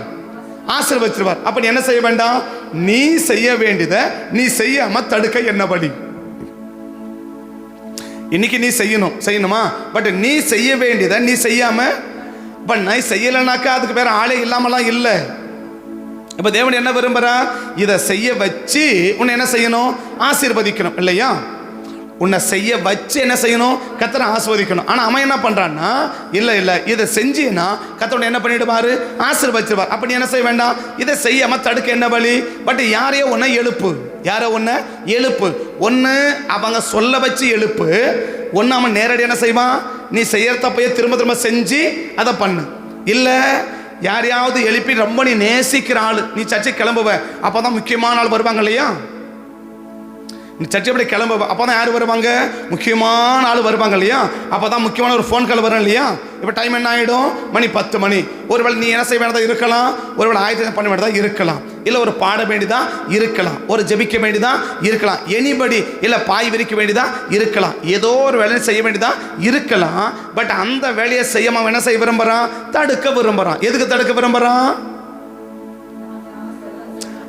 இது செஞ்சேன்னா ஒரு மேன்மை கர்த்தர் என்ன பண்ணியிருக்கிறாரு? வச்சிருக்கிறார். இதை தடுத்துட்டா, நான் சொல்கிறேன், வேலை தண்ணி ஊற்ற விட்டுட்டா முடிஞ்சு போச்சு. செடி தானே என்ன செய்ய போகுது? காய போகுது, அவ்வளோதான். அவன் பார்க்குறான், ஒரு வாரம் 1 மாதம் தண்ணி ஊற்றாம விட்டுரு, என்ன செய்யும்? செடி மரம் காஞ்சி போச்சு. நீ என்னதான் அதுக்கு தண்ணி ஊற்ற என்ன செய்ய முடியாது? நீ ஒன்றும் பண்ண முடியாதுல்ல. அப்போ தண்ணி ஊற்றினா தானே மரம் செழிப்பாகும். ஊற்றுற தண்ணியை கட் பண்ணிட்டா அவன் தண்ணி எப்படி கட் பண்ணுறது? எதிரி வந்து சொன்னா அவன் வந்தா பார்த்தா, டே போட வேலையை பார்த்து சர்ச் பண்ணி வந்துடுவேன் இல்லையா? உனக்கு நேசிக்கிறவன் வந்துட்டா, இப்போ எதிரி வந்து உனக்கு பிடிக்காதவன், உனக்கு எதிரில் இருக்கிறவன் செயல்பட வந்து நீ அப்படின்னு சொன்னாக்க என்ன செய்வேன்? அதெல்லாம் முடியாது போட அப்படின்னு தொட்டிப்பட்டு வந்துட்டே வந்துடுவேன். உன்னை ரொம்ப நேசிக்கிறவங்க, உன்னை ரொம்ப விரும்புகிறவங்க, உனக்கு நல்லதை செய்கிற மாதிரி சொல்கிறவங்க, அவங்க வந்து என்ன பண்ணுவேன்? ஆமாம் ரொம்ப நேசிக்கிறவங்க, சரி நம்ம விட்டு என்ன செய்ய முடியல, நானும் வரலான்னு நினச்சேன், ரொம்ப முக்கியமானவங்க வந்துட்டாங்க. யாரும் வந்துட்டாங்க? நம்ம சொல்ல முடியாது, முக்கியமானவங்க வந்துட்டாங்கன்னு சொல்ல இல்லையா? அவங்க முக்கியமானவங்கள்ல முக்கியமானவங்களை போல பிசாசு அனுப்பினவன் அவன் தான் உனக்கு நேர் எதிரி. ஏன்? உன் ஆசைத்தை கெடுக்க வந்தவனே அவன் தான். ஆனால் கண்ணில் எப்படி பார்க்குற? நல்லவனா பார்க்குற. ஆனால் உண்மையாவன் யாரு? உன் ஆசைத்தை கெடுக்க வந்த பிசாசு அனுப்பப்பட்ட தூதன் அவன் தான். அப்போ அவன் என்ன செய்கிறான் இல்லையா? இப்போ இதை நம்ம செய்யும்போது என்ன உண்டாகுது? ஆட்டோமேட்டிக். இப்போ நம்ம அதை செய்யலை, இப்போ நம்ம என்ன செய்கிறோம்? பாதிக்கப்படுறோம். நல்லா கொஞ்சம் கண்ணை தந்து நல்லா காதை வச்சு கேட்டுக்கணும். சரியா? இப்போ ஒன்று செய்ய வைக்கிறாரு, அதை செய்யாமல் தடுக்கிறான். அதை செய்யாமல் தடுக்கிறது யாரை பயன்படுத்துகிறான்? இது போனவன் நான் சொன்னது இல்லையா? இது செய்யாமல் போனதுனால நம்ம என்ன செய்ய விரும்புகிறோம்? இப்போ நம்மளை கண்டிப்பாக ஆஸ்வதிக்க முடியல. ஏன் ஆஸ்வதிக்க முடியல? நீ செஞ்சிருந்தானே உனக்கு என்ன கொடுத்துருப்பாரு? காசு கொடுத்துருப்பாரு, ஆசை வச்சிருப்பாரு. அதை நீ செய்யலை, உனக்கு என்ன கொடுக்கல? அது கொடுக்கல. இது கொடுக்காத போன படம் இப்போ யார் செய்வான்? இது இன்னொருத்தன் செய்வான்ல. இப்போ தேவன் என்ன செய்யணும்? அவனுக்கு கொடுக்கணும் இல்லையா?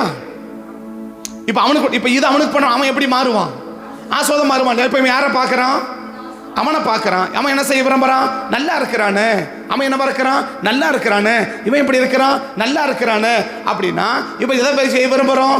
அவன் என்ன செய்கிறானோ அதை செய்ய விரும்புகிறோம். அவன் செஞ்ச நல்லதை செஞ்சால் பரவாயில்ல,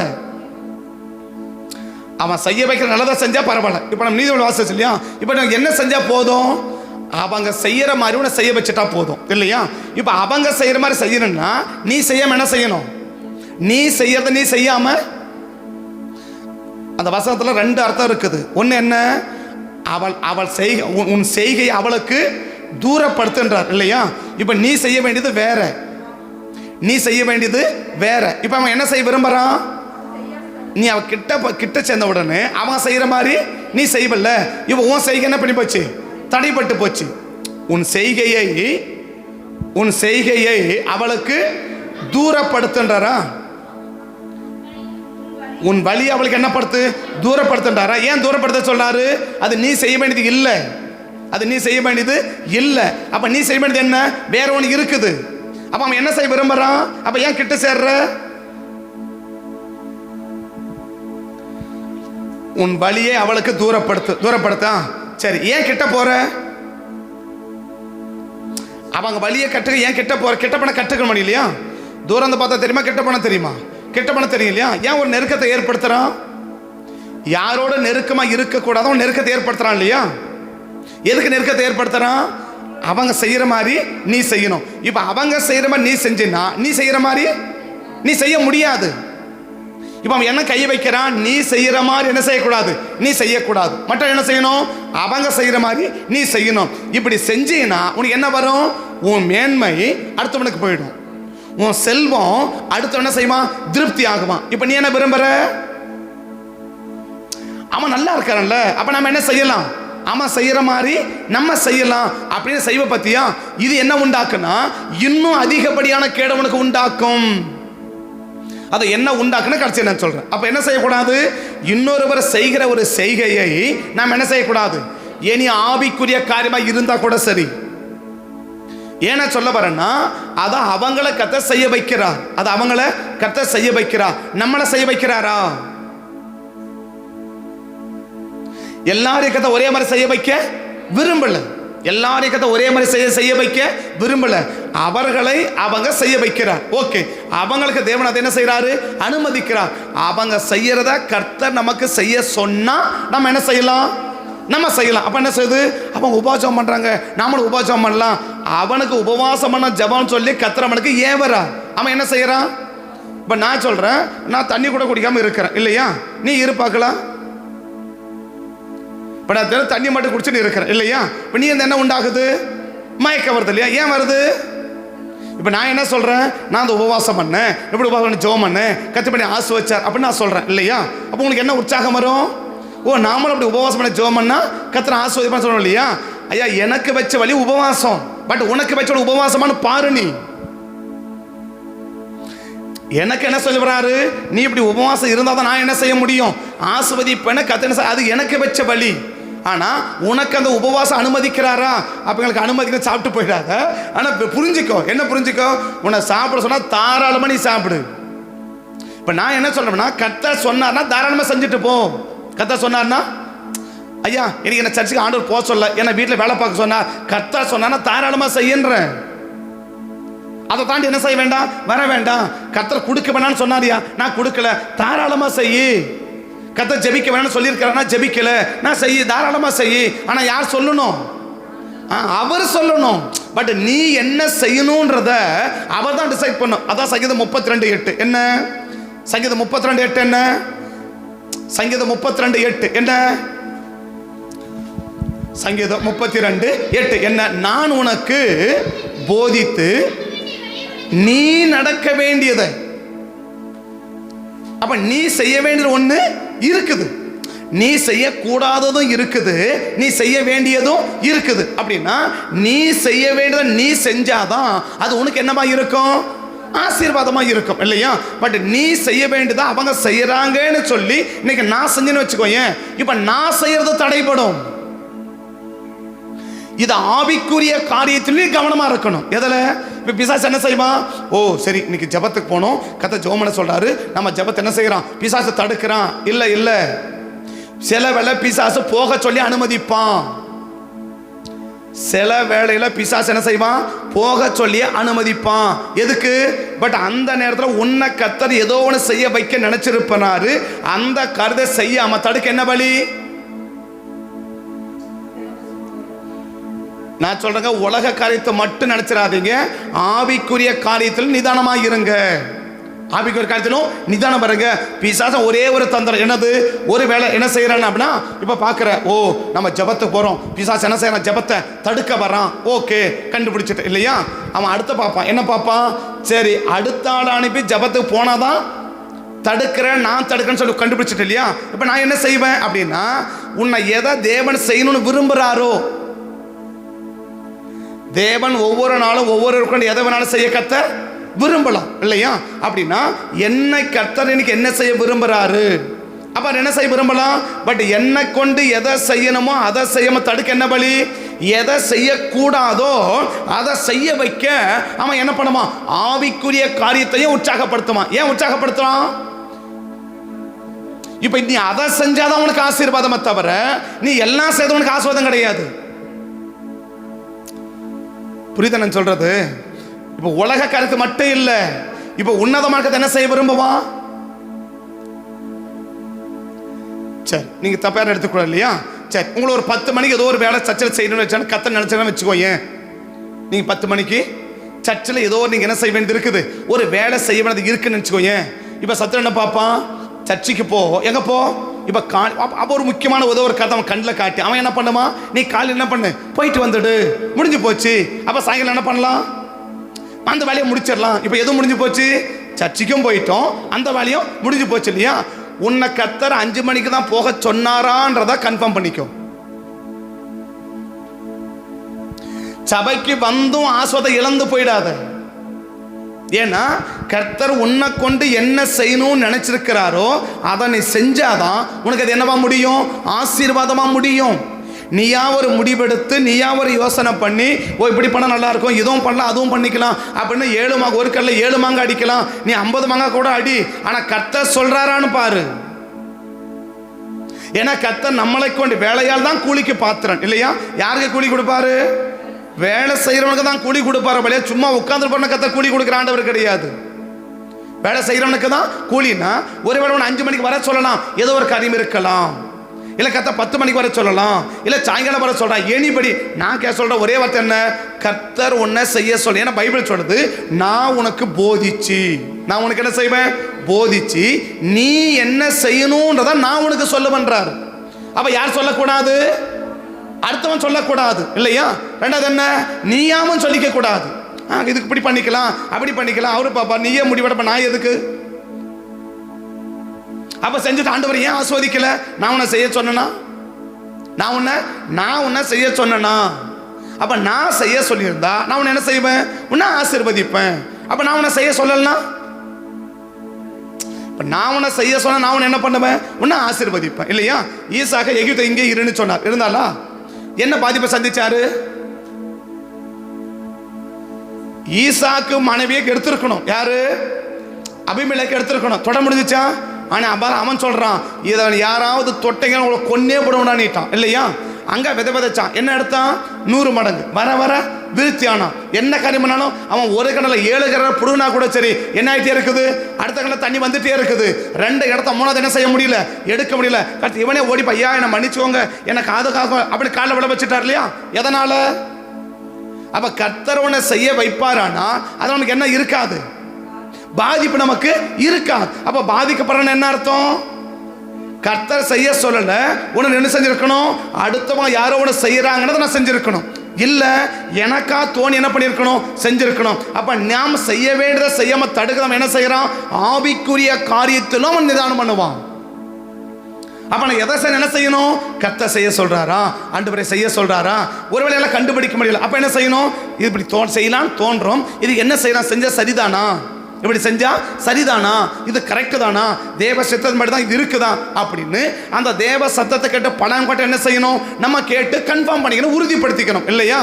அது என்ன போய் ஆண்டவர் ஜோமான வேணான்னு சொல்லுவாரா, ஆண்டவர் உபவாசமான வேணான்னு சொல்லுவாரா, ஆண்டவர் போவேன்னு சொல்லுவாரா, ஆண்டவர் கொடுக்க வேணான்னு சொல்லுவாரா? சொல்லுவாரு. எதுக்கு சொல்லுவாரு, எதுக்கு சொல்லுவாரு? அதை கொண்டு கர்த்தர் வேற எதையோ ஒன்று செய்வதற்கு தேவன் என்ன வச்சிருக்கலாம், திட்டம் தேவன் வச்சிருக்கலாம். தேவனுடைய திட்டத்தை நம்ம என்ன செய்ய முடியாது, தேவ திட்டம் என்ன செய்ய முடியாது, நம்ம புரிஞ்சு கொள்ளவே முடியாது. இப்போ பவுல் என்ன சொல்றாரு, நான் ஆசியாவில் போயிட்டு நல்ல பிரசவம் பண்ணும் அப்படின்னு பிரசவம் எழுதி நோட்டில் வச்சுட்டார். என்ன பண்ணிட்டாரு, நோட்டில் பிரசவம் என்ன பண்ணிட்டாரு, அழகா நோட் எழுதி எடுத்து வச்சுட்டார். நாளைக்கு கிளம்ப போறாரு. உடனே நைட்டு ஆய்வான சொன்னாரு, நீ என்ன செய்யக்கூடாது, பேசக்கூடாது, என்ன பண்ணக்கூடாது, பிரசங்கம் வேணான்னு சொல்லுவாரா, சுவிசேஷம் சொல்றது வேணான்னு சொல்லுவாரா, சொல்லுவாரா? சொல்ல மாட்டார்ல. அப்ப என்ன பண்ணிருக்கணும், இப்ப பவுலுக்கு ஒரு எண்ணம் வருது, என்ன வருதா, என்ன வருது, ஆசியாவோட போயிட்டு பயங்கரமா வசனம் என்ன பண்ணணும், நல்ல பிரசங்கம் பண்ணணும் அப்படின்னு ஒரு எண்ணம் வருது. யாருக்கு, அப்போஸ்தலன் பவுலுக்கு வருதா? உடனே என்ன செய்யறாரு, ஆவியானவர் அவரை போக ஓட்டாமல் தடை பண்றார். அப்போஸ்தலர் 16ஆம் அதிகாரம் 4-5 பாருங்க பார்க்கலாம். ஆசியாவிலே வசனத்தை சொல்லாதபடி யார் தடை பண்றது? இப்ப பவுல் போற இடம்ல ஒரு சபை உருவாயிரும் இல்லையா? பவுல் எங்க போன என்ன உண்டாகும், ஒரு சபை உருவாயிரும். அப்ப பவுல் என்ன தேவன் என்ன செய்ய விரும்புறாரு, இப்ப பவுல் என்ன பண்ணிருக்கணும், எப்பா ஆசியாவில் போயிருந்தா ஒரு சபையை நிரூபிட்டுக்கலாம். இப்ப பிசாசு என்ன பண்ணுது, பயங்கரமா போராடிதியா, நான் போய் என்ன செய்யறேன், ஒரு சபையை நிறுவ போனேன்னா எனக்கும் மூக்க உடைச்சு வெளியே வந்திருப்பார். ஆனா அவர் என்ன செய்யறாரு? அமைதியா நிற்கிறார். அடுத்த வசனம்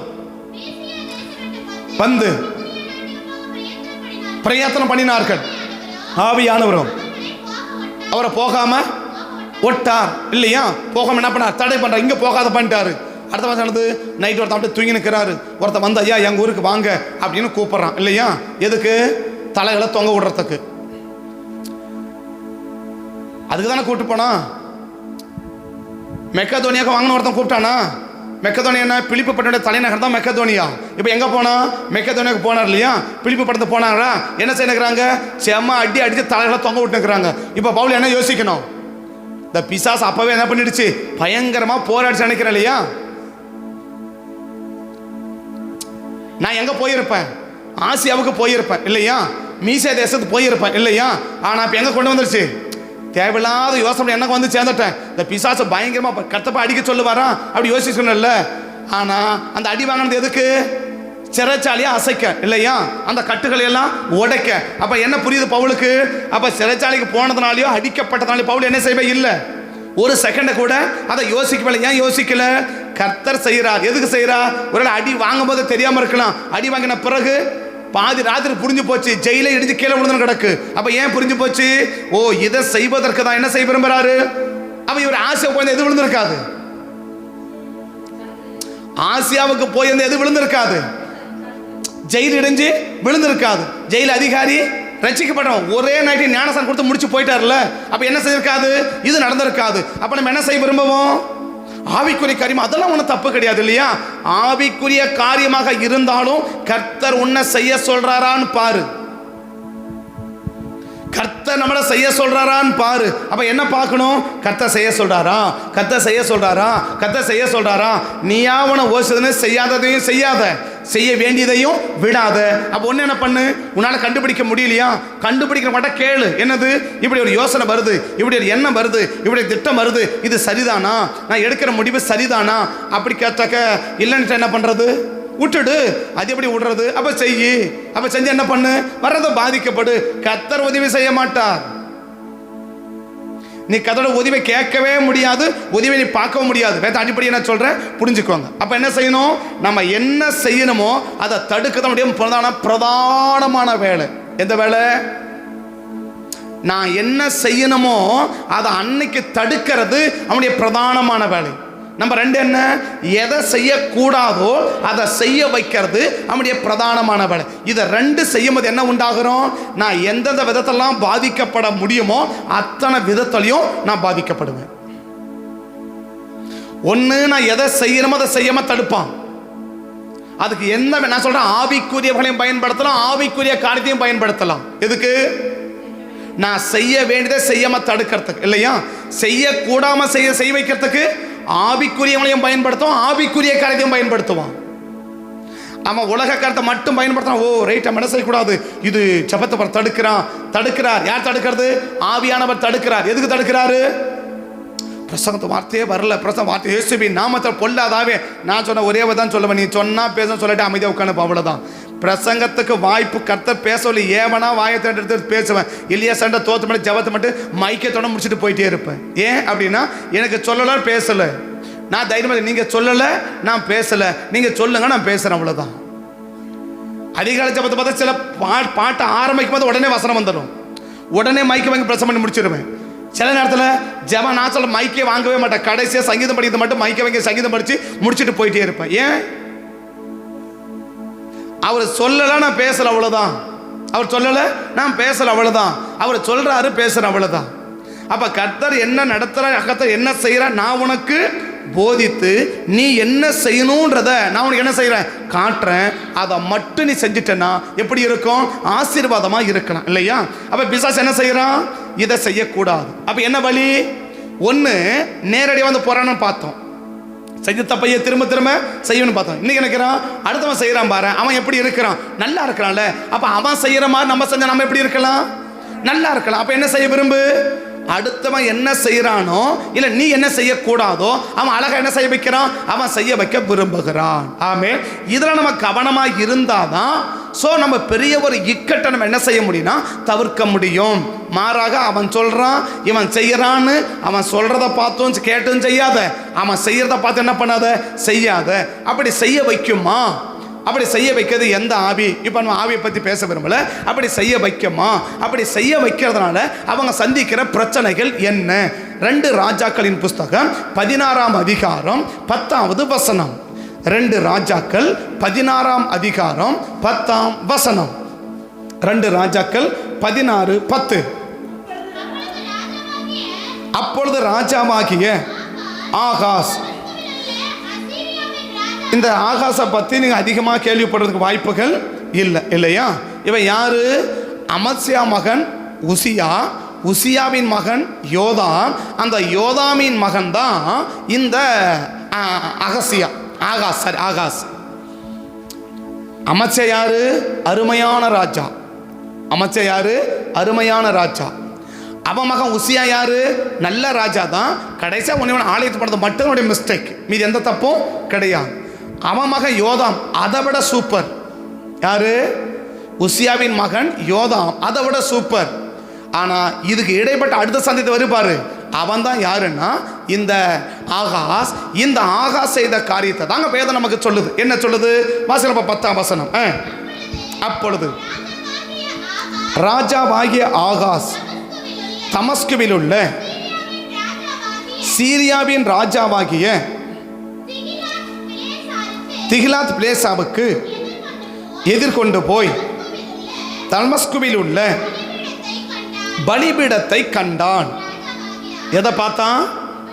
கோயிலை பார்க்கல, குளத்தை பார்க்கல, சிலையை பார்க்கல. எதை பார்த்தான்?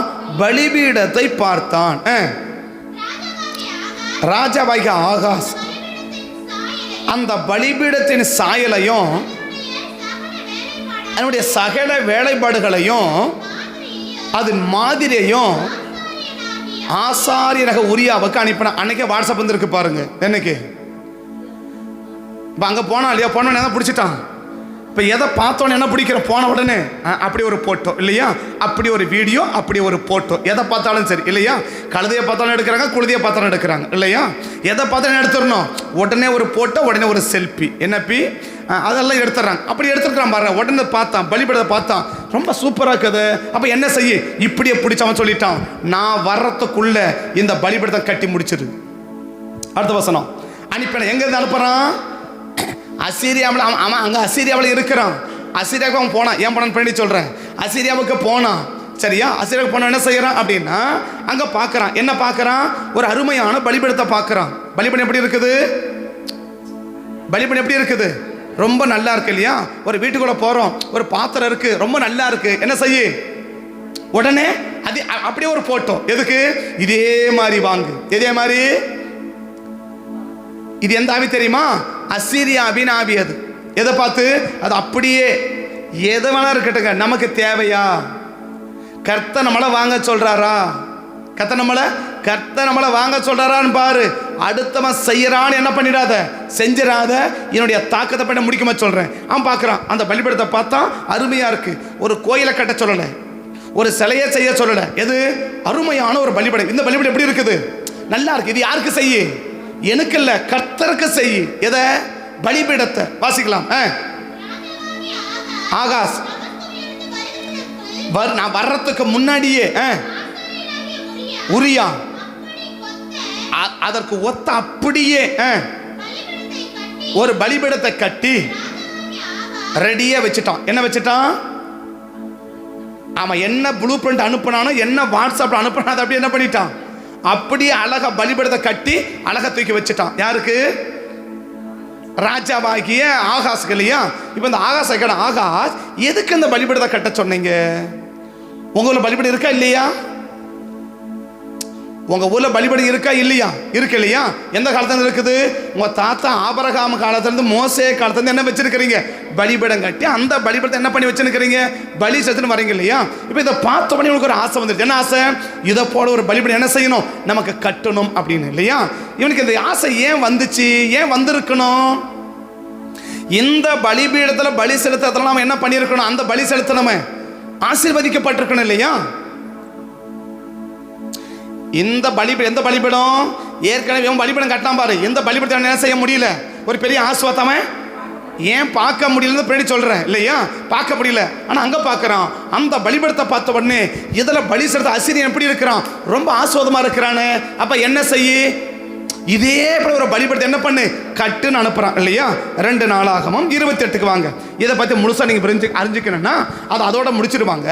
2 நாளாகம் 28க்கு வந்தீங்கன்னா ஆமா சொல்ற ஸ்டேட்மெண்ட்டை கொஞ்சம் கவனிச்சு பார்த்தீங்கன்னா நமக்கு அழகா என்ன செஞ்சிடும் விளங்கிடும். 23வது வசனத்தை பாருங்க. எப்படி என்றால் சீரிய ராஜாக்களின் தெய்வங்கள்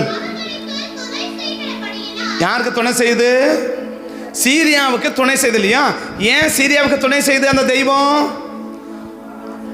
அவன் நல்ல மட்டத்தால செய்யல, நீ கெட்டவன், அதனால சீரியா அவனுக்கு துணை, கர்த்தர் அமைதியாயிட்டாரு, அதனால அவனுக்கு துணை செய்தது. இவன் என்ன பார்த்தான், சீரிய தெய்வங்கள் யாருக்கு உதவி செய்யுது, அந்த சீரியருக்கு என்ன செய்யுது, பயங்கர உதவி செய்யுது இல்லையா. அந்த உதவி எப்படிப்பட்ட உதவி, இவன் மகன் எசேக்கியா காலத்தில் பார்த்தீன்னு வச்சுக்கோங்க. யார் மகன், இவன் மகன் தான் யாரு, எசேக்கியா ராஜா. யார் மகன், இந்த ஆகாசோடைய மகன் தான் எசேக்கியா ராஜா. இந்த எசேக்கியா மகன் ராஜா காலத்தில் அந்த சனகரிப் வந்து சொல்ற காரியத்தை 32ஆம் அதிகாரத்தில் எழுதியிருக்கிறார். என்ன எழுதியிருக்கிறாரு, அசீரிய வெங்கைக்கு யாராவது அந்த உலகத்தை தப்ப முடியுமா, யாராவது தப்ப முடியுமா, வேணா ஒன்று செய்கிறேன், உனக்கு 1000 குதிரைகளை கொடுக்குறேன், உனக்கு தைரியம் இருந்தா, உனக்கு திறமை இருந்தா 1000 பேரை தப்பிவிங்க பார்க்கலாம் அப்படின்னு சொல்லி 2 நாளாக 32ஆம் அதிகாரத்தில் அவனை குறித்து பயங்கரமா என்ன செய்யறான், முழக்கமிடுகிறத நம்ம பார்க்க முடியுது. யாரை குறித்து, அந்த அசீரிய ராஜாவை குறித்து. இந்த உலகத்தில் அசீரியவன் கைக்கு யாராவது தப்பி போக முடியுமா, யாராவது ஜெயிக்க முடியுமா, இந்த உலகத்தில் யாராவது ஜெயிச்சிருக்கிறாங்களா, அதை பாரு அப்படின்னு என்ன பண்ணாத, இந்த எசேக்கியா வஞ்சிக்கிறத நீ ஏமாந்து போகாதீங்க அப்படின்னு அந்த யூத ஜனங்களுக்கு சனகரிப் வந்து முழக்கமிடுகிறத பார்க்கிறோம். அவன் சொல்றான், 1000 குதிரையை கொடுக்கிறேன், உங்களுக்கு யாராவது தைரியம் இருந்தா என்ன பண்ணுங்க, நீங்க தப்பிச்சு போங்க பார்க்கலாம் அப்படின்னு அவன் சொல்றான். அப்ப என்ன விளங்குது, இதை தான் யார் பார்க்கறான், ஏதாவது புரியுதுங்களா. இப்போ அவன் என்ன பார்க்கறான், அந்த நாட்களில் பயங்கரமான படை எது, அசீரியா. அசீரிய சாம்ராஜ்யம் தான் மிகப்பெரிய சாம்ராஜ்யமா இருந்துச்சு. என்னைக்கு, அந்த அந்த ஆகாச காலம் எசேக்கியா காலத்துல அசீரிய சாம்ராஜ்யம் தான் பயங்கரமா இருந்துச்சு. இப்போ இது யார் பார்த்தான், ஆகாஸ் பார்த்தான். என்ன பார்த்தான், இந்த சீரிய தெய்வங்கள் நமக்கு என்ன பண்ணுது, உதவி செய்யுது. அப்படி உதவி செய்யறதுனால தான் அவன்லாம் யாரா மாறுறான், தோல்வியே இல்லாம எதை பார்த்தாலும் ஆசோதம், எதை பார்த்தாலும் ஆசோதம், எதை பார்த்தாலும் ஆசோதம். அவன் நல்லா இருக்கிறானே, அவன் நல்லா இருக்கிறானே, இவன் நல்லா இருக்கிறானே. இதையும் தாண்டி 2 ராஜாக்கள் 18 இன்னொரு ஸ்டேட்மெண்ட் கூட சொல்றான். என்னது, கர்த்தர் அனுப்பிதாயா நான் வந்தனும் சொல்லிட்டான். 2 அவன் பயன்படுத்துறான் பாருங்க. 32 என்ன சொல்றான், அசீரிய ராஜாவுக்கு யாருமே என்ன செய்ய முடியாது, தப்ப முடியாது, அதனால ஒழுங்கு மரியாதை என்ன பண்ணிடுங்க, வந்து எல்லாம் கூட சேர்ந்துருங்க அப்படின்னு சொல்லிட்டான் இல்லையா. ஆனா அவனும் அசைகிற மாதிரி ஒன்றும் என்ன பண்ணல, ஒன்றும் தெரியல. 2 ராஜாக்கள் 18ஆம் அதிகாரத்தில் அவன் சொல்ற ஸ்டேட்மெண்ட் என்ன, கர்த்தர் அனுப்பிதான் நான் என்ன செஞ்சேன், நானே வந்தேன்னு சொல்லிட்டான். கர்த்தர் அனுப்பிதான், இப்பொழுதும் கர்த்தருடைய கட்டளை இல்லாம இந்த ஸ்தலத்தில் என்ன செய்ய வரல. அப்ப யார் தான் அனுப்புறது, என்ன கர்த்தருடைய உத்தரவின் பேர்ல முடிக்கிறார் பாருங்க. எப்படி முடிக்கிறான் பாருங்க, போய் அதை அழித்து போடுன்னு. இன்னைக்கு கர்த்தர் சொன்னான்னு சொன்ன என்ன பண்ணுவீங்க, கர்த்தர் சொன்னான்னு சொன்ன என்ன பண்ணுவீங்க, அதான் கவனமாயிரு. சத்துரு எதையும் பயன்படுத்துறான், ஆவிக்குரிய காரியத்தையும் பயன்படுத்துறான், உலகக்குரிய காரியத்தையும் பயன்படுத்துறான். எது பயன்படுத்தினாலும் சார் நமக்கு எப்படி இருக்கணும், கர்த்தரை நோக்கி, ஆண்டவர் நீங்க என்ன சொல்றீங்க, கண்டுபிடிக்க முடியலையா, கண்டுபிடிக்க மாட்டேன், உட்காந்து கேளு. இப்படி இருக்குது, இப்படி தாட் எனக்கு வருது, ஜோமனாவே எனக்கு நடத்தல மாதிரியே தெரியுது, ஆனா திறந்த மனசோட கேளு. ஆனா என்ன செய்யக்கூடாது, போய் நம்ம சொன்னா கேட்டா வேணான்னு சொல்லிட்டாக்க வம்பா போயிடுமே, வேணும்னே சொன்ன அங்க ஒரு ஜோம் மீட்டிங் வந்து கேட்காத. எதை ஜோம் பண்ணிட்டு நம்ம போய் கேட்ட என்ன சொல்லிடணும், ஆமா கரெக்டா தேவசத்தை நீ செய் அப்படின்னு சொல்லிட்டு ஜோம் மீட்டிங் வந்து கேட்காத. அப்படி கேட்ட என்ன வரும், ஆமா போன்னு சொல்லி அனுப்பிடுவார். ஆனா மாதிரி என்ன வரணும், வேணான்னு சொன்னா நோ, அது எது வேணா இருக்கட்டும், வேணான்னா வேணாண்டவரே நீங்க என்னோட பேசுங்க, எனக்கு கரெக்டா சொல்லுங்க, நீங்க வேணான்னு சொன்னா விட்டுறேன், எனக்கு பிரச்சனையே கிடையாது, நீங்க செய்யணும்னா நான் செய்யறேன். அப்படி திறந்த மனசோட வந்து கேட்டாதான் அந்த சொல்றேன் எப்படி சொல்ல முடியும், உண்மையா திறந்த மனசோட சொல்ல முடியும் இல்லையா. இப்ப நான் வேணான்னு சொல்லிட்டு வச்சுக்கோ, என்ன பண்ணிடும், மனசை வந்து இல்லையா. ஒரு ஃபேமிலி சர்ச்சுக்கே வரல, கருமானத்தோட ஃபேமிலி. அவர் வந்து பஞ்சாயத்து தேர்தல் நிற்க போகிறாரு, முடிவு எடுத்துட்டாரு. என்ன செய்ய போகிறாரு? பஞ்சாயத்து தேர்தலில் தலைவருக்கு போட்டியிட போகிறார். போட்டி போட்டால் 110% தோற்று போக போகிறார், கன்ஃபார்ம். அதில் இப்போ வந்து உனக்கு என்ன கேட்குறார்? நான் நிற்கட்டுமா வேணாவா? அவங்க வீட்டுக்கார ரொம்ப அருமையான ஆள் சொல்லிட்டாரு, ஐயா சொன்னா நெல்லுன்ட்டாரு. என்ன சொல்லிட்டாரு? ஐயா சொன்னா இப்போ பழி அங்கே வந்துருச்சு, இப்போ ஐயா மேலே வந்துருச்சு இல்லையா? இப்போ ஐயா என்ன சொல்லணும்? நிற்கணும்னு சொன்னால் அவர் ஒத்த கால நிற்கிறாரு. நின்றுதான் நில்லுங்கன்னு சொல்லணும். நீங்கள் சொன்ன எங்கள் பொன்னாடி ஒத்துக்குவா. நீ சொன்னா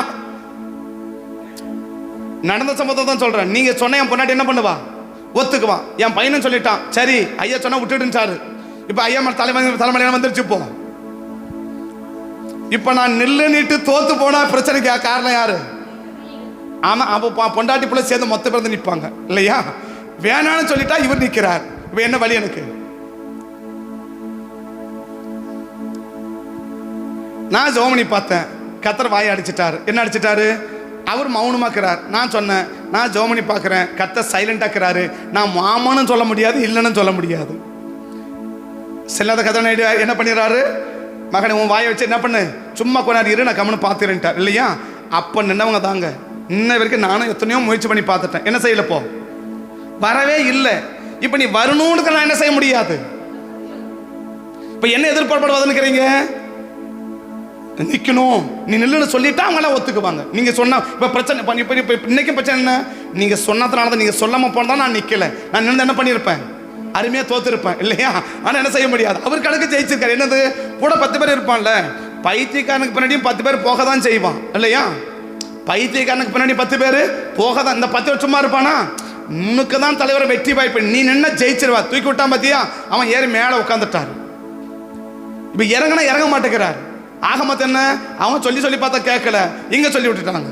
இப்போ என்ன செய்ய முடியலாம்? சொல்லலை. அவர் பட்டார் அன்ப நின்னவங்க தாங்க இன்னைக்கு வரல. நீ வராமல் போகிறதுனால உனக்கு நான் சொல்லுன்னு சொல்ல மாட்டேன். அப்போ எனக்கு என்ன நோக்கத்தோடு வரணும்? உண்மையிலே இது தேவ சித்தம் தானா? உண்மையிலே கர்த்தருடைய விருப்பம் தானா? உண்மையிலே கர்த்தருடைய திட்டம் தானா என்பதை தெளிவாக அறிஞ்சுக்கணும்னா திறந்த மனசோடு வரணும்.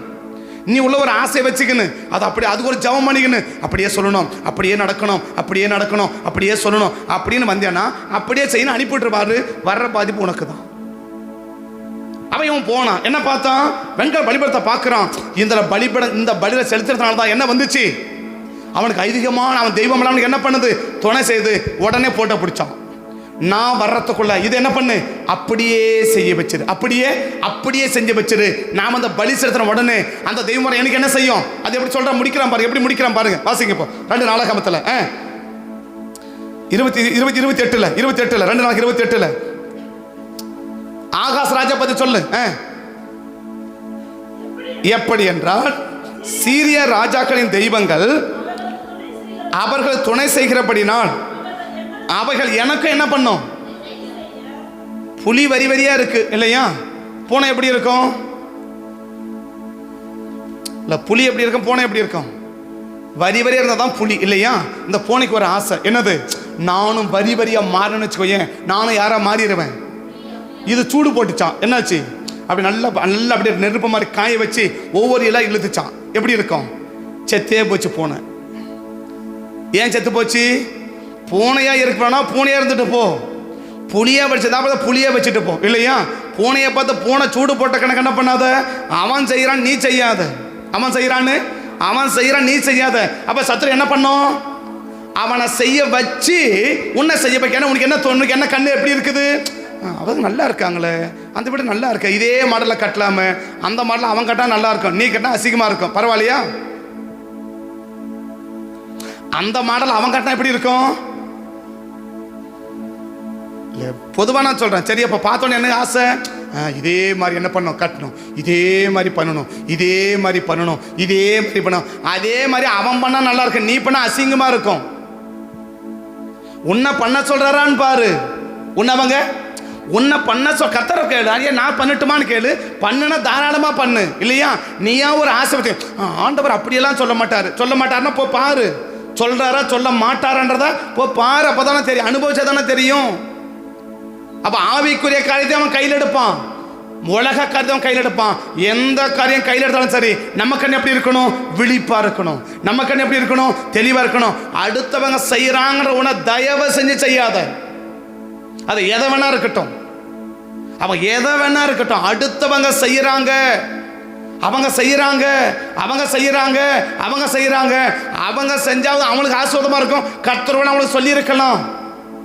கர்த்தர் அவங்களுக்கு அதை நான் சொல்ல சீரியாவுக்கு பலிபடுத்த கட்ட பள்ளி அவன் தெய்வம் சொல்லிச்சோ கத்த சொன்னாரோ அவனுக்கு அது ஆசீர்வாதமா இருக்கும். உனக்கு ஆசீர்வாதமா இருக்குமா? அவன் பலிபடம் கட்டி இருக்கிறான். அது எது எப்படி இருக்கும்? அசீரியன் பலிபடம் வச்சிருக்கிறான். அது அவனுக்கு எப்படி இருக்குது? அவனுக்கு ஒரு ஆசீர்வாதமா இருக்குது. அது அசீரியனுக்கு. உனக்கு என்ன? உனக்கு ஆல்ரெடி என்ன இருக்குது?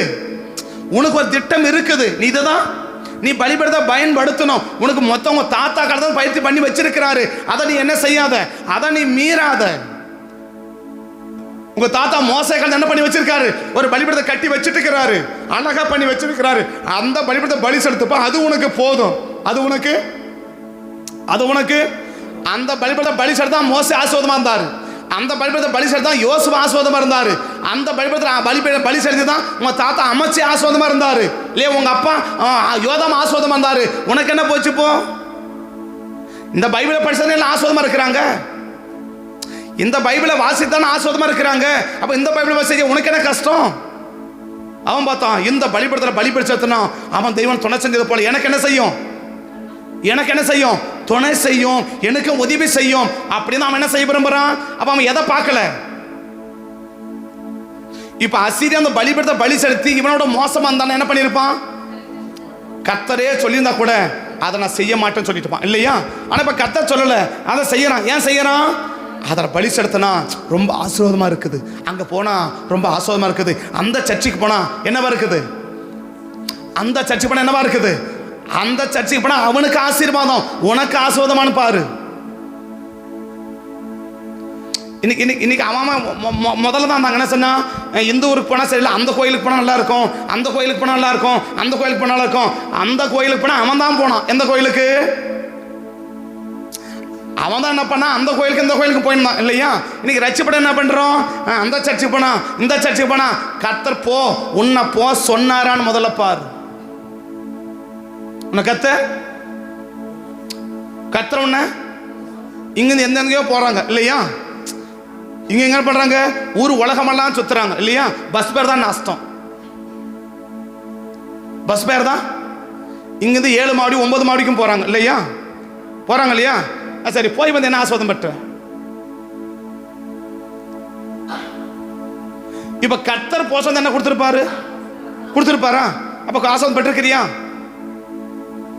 நீ போனல்லப்பா, எங்கேயோ ஒன்று போனியா? நான் திரும்ப சொல்றேங்க, கர்த்தருங்க இங்க வர சொன்ன நீ வரவே இங்க வராத. எங்க இந்த சபைக்கு உன கர்த்தர் போக வேணாம்னு சொன்னா வரவே வராத. ஏன் கர்த்தர் அனுமதி? கர்த்தர் தான் ஆஸ்வதிக்கிறவரு. அவரே உன வேணா, நீ அங்க வந்து உட்காந்து சும்மா ஏன் வேஸ்ட் பண்ற? அது உனக்கும் பிரச்சனை, எனக்கும் பிரச்சனை இல்லையா? உனக்கும் பிரச்சனை.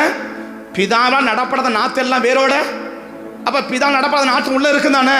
அப்ப பிதா நடலன்னா அது உனக்கும் பிரச்சனை, எனக்கும் பிரச்சனை இல்லையா? பிதா நாட்ட நாட்டு, அது உனக்கு ஆசீர்வாதம், எனக்கு ஆசீர்வாதம் இல்லையா? அப்ப எதை பாரு? நீ எங்க வேணா போ, ஆனா கர்த்தர் போ சொல்றான்னு பாரு. கர்த்தர் நீ எங்க வேணா போ, நீ துபாய் கூட போ இல்லையா? நீ மேல கூட போய் வேணான்னு சொல்லல. எங்க பரலோகத்தில் ஆராதனை எப்படி இருக்குது? ஏன்னா அங்க ஏசனை ஆராதிக்கிறார் இல்லையா? எங்க பரலோகத்தை யார் ஆராதிக்கிறது? ஏசனர் தான் ஆராதனை நடத்துறாரு. இப்ப ஏன் நாங்க ஆராதனை நடத்த ஒண்ணும் நடக்கலையா? மேல யார் நடத்துறாரு? ஏசனாரே ஆராதனை நடத்துறாரு இல்லையா? அங்க கூட போய் வா, நான் வேணான்னு சொல்லல, கர்த்தர் போ சொன்னாரான்னு பாரு. ஏன சொல்ல வரேன்னா, சத்ருனுக்கு என்ன பண்ணி வையும்? இப்ப மோரியா மலைக்கு போனா என்ன கிடைக்கும்? மோரியா மலைக்கு போனா என்ன கிடைக்கும்? ஆடு கிடைக்கும், ஈசாக்கு தப்பிச்சு ஆசீர்வாதமா வரலாம் இல்லையா? அடுத்த மலைக்கு போனா, இப்ப அடுத்த மலைக்கு போனா என்ன நடக்கும்? ஆடு போய்க்காது. எதாவது வெட்டி ஆகணும், உன் பிள்ளையதான் நீ வெட்டி ஆகணும். ஏன் நஷ்டப்படுறோம்? இன்னைக்கு ஆராதனைக்கின்ற பேர்ல போய் ஏன் ஆசீர்வாதமா இல்ல? போக வேண்டிய இடத்துல அங்கதான் உனக்கு வச்சிருக்குது. எங்க வச்சிருக்கு? போக வேண்டிய இடத்துக்கு போனாதான் உனக்கு என்ன வச்சிருக்கிறாரு? ஆசீர்வாதத்தை வச்சிருக்கிறார். நீ அங்க போனா உனக்கு என்ன கிடைக்கும்? அப்ப அவர் என்ன சொல்றாரு? மோரியா மலைக்கு போன்னு சொன்னார் இல்லையா? ஊர்ல இருக்கிற மலைக்கெல்லாம் போக சொல்லல இல்லையா? எங்க போ? இந்த இடத்துக்கு போன்னு சொன்னார் இல்லையா? அங்க போன பிறகுதான் அவனுக்கு அந்த ஆசீர்வாதம் இல்லையா? அங்க ஏகப்பட்ட கூட்டம் வருது. எங்க? திருப்பதியில் அதை விட அதிகமாக கூட்டம் வருது. உத்தரப்பிரதேசத்தில் கோடிக்கணக்காக கூடுறாங்க இல்லையா? அங்கே தான் போயிட்டு அங்கே தான் கூடுறாங்க. அங்கே கூடலையா? ஐயா கும்பமேளாவில் தான் ஏன் கூடுறாங்க? கோடிக்கணக்காக கூடுறாங்க. ஐயா போயிட்டு வாங்க. அவனை யார் வேணான்னா? அங்க கூட்டங்குது இங்க கூட்டங்குது. கூட்டம் ஒரு இடத்துல கத்தர்க்கன்னு அர்த்தமா என்ன? கூட்டம் இருந்தா கத்தர்க்கன்னு அர்த்தமா என்ன? இல்ல இல்ல. கொஞ்சம் பேரை கொண்டாகிலும் அதிக பணத்தை ரட்சிக்க தேவனுக்கு தடை இல்லை தானே. அப்ப தேவன் எங்க இருக்க விரும்புறாரு? 2 பேர். எத்தனை பேரு? நான் சொல்றேன் 50,000 பேர் தான் வருவன சொன்னாரு. 100 பேர் தான் வருவன சொன்னாரு. என்ன சொன்னாரு? 2 பேர். 2 பேர் வந்தா போதுமா? நான் என்ன செஞ்சிடறேன் அங்க நான் வந்து அதான அவர் சொன்னாரு. அப்ப எதை பாக்குற நீ? எதை பாக்குற? கர்த்தர் போ சொல்றாரான்னு பாரு.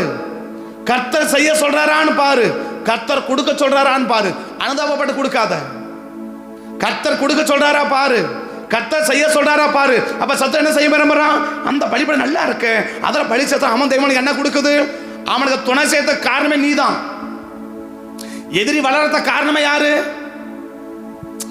எதிரி வளர்த்த காரணமே யாரு? நம்ம தான் இல்லையா? நம்ம சரியானமானா எதிரியை வளர்றான். நம்ம சரியா. நான் சொல்றேன் செடி வளர்ந்துட்டா ஏங்க களை வளர போகுது? செடி சரியா வளர்ந்துடுச்சுன்னா ஏன் களை வளருது? களை வளராது இல்ல. அப்ப ஏன் களை வளருது? செடி வளரலாதனால களை வளருது. அப்ப செடி சரியா வளர்ந்தா களை அடி அமைச்சிருக்கணும்ல, அது அடங்கி இருக்கணும்ல. ஏன் அடங்க மாட்டேங்குது? வளர வேண்டிய செடி வளரல. அப்ப தேவன் என்ன விரும்புறா? அடுத்தவன் ஆசோமா இருக்க காரணமே நீதான். ஏன்? நீ மட்டும் தூரப்படுத்தினா நீ என்னைக்கு ஆசோதம் வந்திருப்ப. நீ என்ன செய்யல? அவள் வழிய நீ தூரப்படுத்தல, அவள் வழிய நீ பின்பற்றன, நீ சப்போர்ட் பண்ண, கதை தூக்கி போட்டாரு, முடிஞ்சு போச்சு. அப்ப அவன் பார்க்கறான் அவன் தெய்வனுக்கு துணை நிற்கத. அப்ப நான் என்ன செய்யறேன்? துணை செய்ய. எனக்கு என்ன பண்ணும்? எனக்கும் என்ன பண்ணும்? எனக்கும் துணை செய்யும். அவன் பலிபீடம் கட்டான் பாத்தியா? இந்த பலிபீடம் எதுக்கு அவன் கட்டினா? எனக்கும் அந்த தெய்வம் உதவி செய்யணும் கட்டான் பாத்தியா? அந்த தெய்வம் என்ன பண்ணிச்சு? கொஞ்சம் மேல கதை பாருங்க பார்க்கலாம். 21வது வசனத்தை பாருங்க. 21வது வசனத்தை பாருங்க. ஆகாஸ் கர்த்தருடைய ஆலயத்திலிருந்து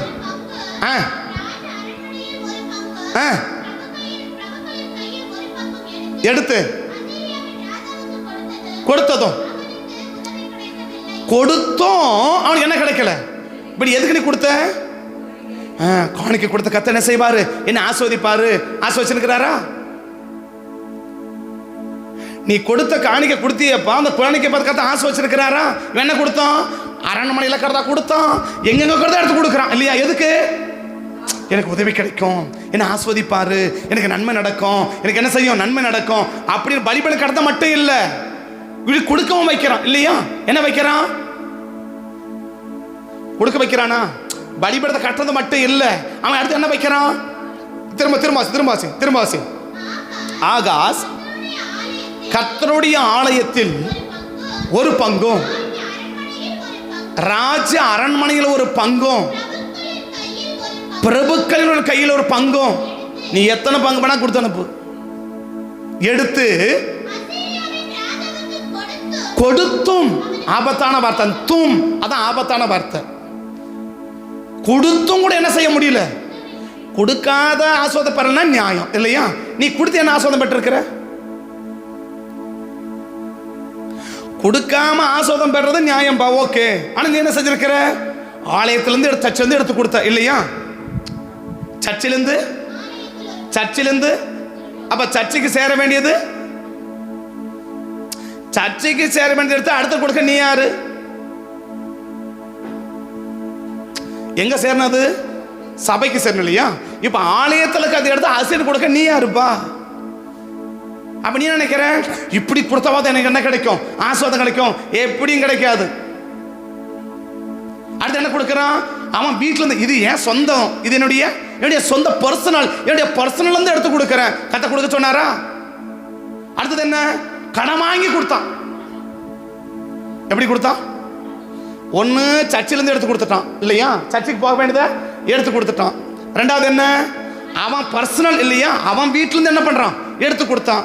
மூணாவது என்ன, இப்போ சர்ச்சில் எடுக்கிறதுக்கும் இல்லை, கையில் எடுக்கிறதுக்கும் இல்லை. அடுத்து என்ன பண்ணு, கடன் வாங்கி கொடுத்தான் பிரபுக்கள் கையில். அப்படியா, எடுத்து இல்லையா, யார் கையில் வாங்கிட்டான், போ கடன் வாங்கி கொடுத்து பார்த்தான் இல்லையா. கடன் வாங்கி கொடுத்தல, என்ன ஆஸ்வாதம் பெற்ற? அடுத்த வசனம் சொல்லுதான், அடுத்த வார்த்தை முடியுது, எப்படி ஆபத்தா முடியுது பாருங்க. கொடுத்தும் அவனுக்கு என்ன செய்யல, உதவி கிடைக்கவில்லை. ஏன் கிடைக்கல? நீ என்ன செஞ்ச ஆஸ்வாதமா இருக்கணும்னு நினைச்சு செய்யற, எதை செஞ்ச? அவன் பலிபீடம் கட்டுறப்ப நான் என்ன செய்யறேன், பலிபீடம் கட்டுறேன். அவன் செய்யறத போல நான் என்ன செய்யறேன், நான் செய்யறேன். அவன் பண்றத போல நான் என்ன செய்யறேன், நான் பண்றேன். அடுத்தவன் செய்கிற ஒன்னை பார்த்து அதை போல நானும் செய்யறேன்னு ஒரு வார்த்தை செய்வன்னு சொன்னா அவருடைய ஆபத்து மிக அதிகமாக இருக்கும். எவ்வளவு உதவி கிடைக்கலாம் கூட பரவாயில்ல. மேலக்கிற 20ஆம் வசனம் ஆபத்தான வசனம் வாசிக்கலாம். இப்போ 20ஆம் வசனத்தை 19ஆம் வசனத்தை வாசிக்கலாம். நிமித்தம் கர்த்தர் யூதாவை தாழ்த்தினார், அவன் சீர்குலைத்து. அடுத்த வசனம், அசீரியாவின் ராஜாவாகிய அவனிடத்தில் வந்தான், அவனை நெருக்கினானே ஒழிய அவன் பலப்பட விடலாமன். இவன் கொடுத்தது எதுக்கு? ஆலயத்திலிருந்து எடுத்தது கொடுத்தது எதுக்கு? இவன் எனக்கு உதவி செய்யட்டும். இவன் வீட்டிலிருந்து கொடுத்தது எதுக்கு? உதவி எனக்கு செய்யட்டும். கடன் வாங்கி கொடுத்தது எதுக்கு? உதவி செய்யட்டும். இந்த மூணையும் செஞ்சு பார்த்தான். எப்படி செஞ்சு பார்த்தான்? சர்ச்சுக்கு சேர வேண்டியதையும் கொடுத்து பார்த்தான், வீட்டில் இருக்கிற சேச்சு வச்சதையும் எடுத்து கொடுத்து பார்த்தான், கடன் வாங்கியும் கொடுத்து பார்த்தான். அகமது என்ன செய்யல? அவனுக்கு உதவி கிடைக்காம போன பரவாயில்ல, அவனை நெருக்கினான். அவனை நெருக்கினான். இதனால வந்த விளைவு என்ன? நீ என்ன உதவியை எதிர்பார்க்கிறியோ அந்த உதவி உனக்கு கிடைக்காது. எதனால? அடுத்தவங்க செய்யறத பார்த்து நீ செய்யறதுனால நீ என்ன நினைக்கிற, எனக்கு உதவி, என்ன உதவி சப்போர்ட் கிடைக்கணும், என்ன சப்போர்ட் எனக்கு கிடைக்கணும் நினைக்கிறையோ அந்த சப்போர்ட் என்ன செய்யாது, நமக்கு கிடைக்காது. எந்த சப்போர்ட்? நீ என்ன உதவிக்காக அந்த காரியத்தை செஞ்ச, எது?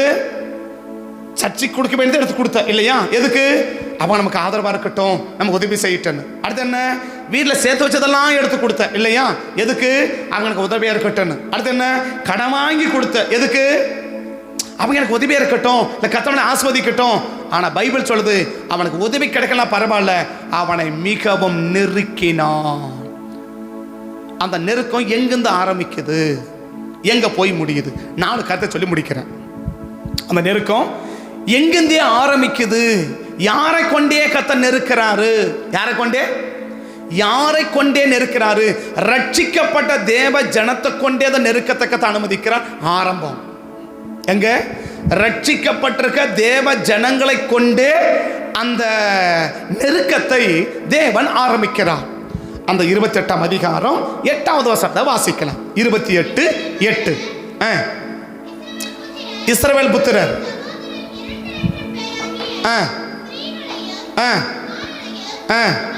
டைரி கொடு.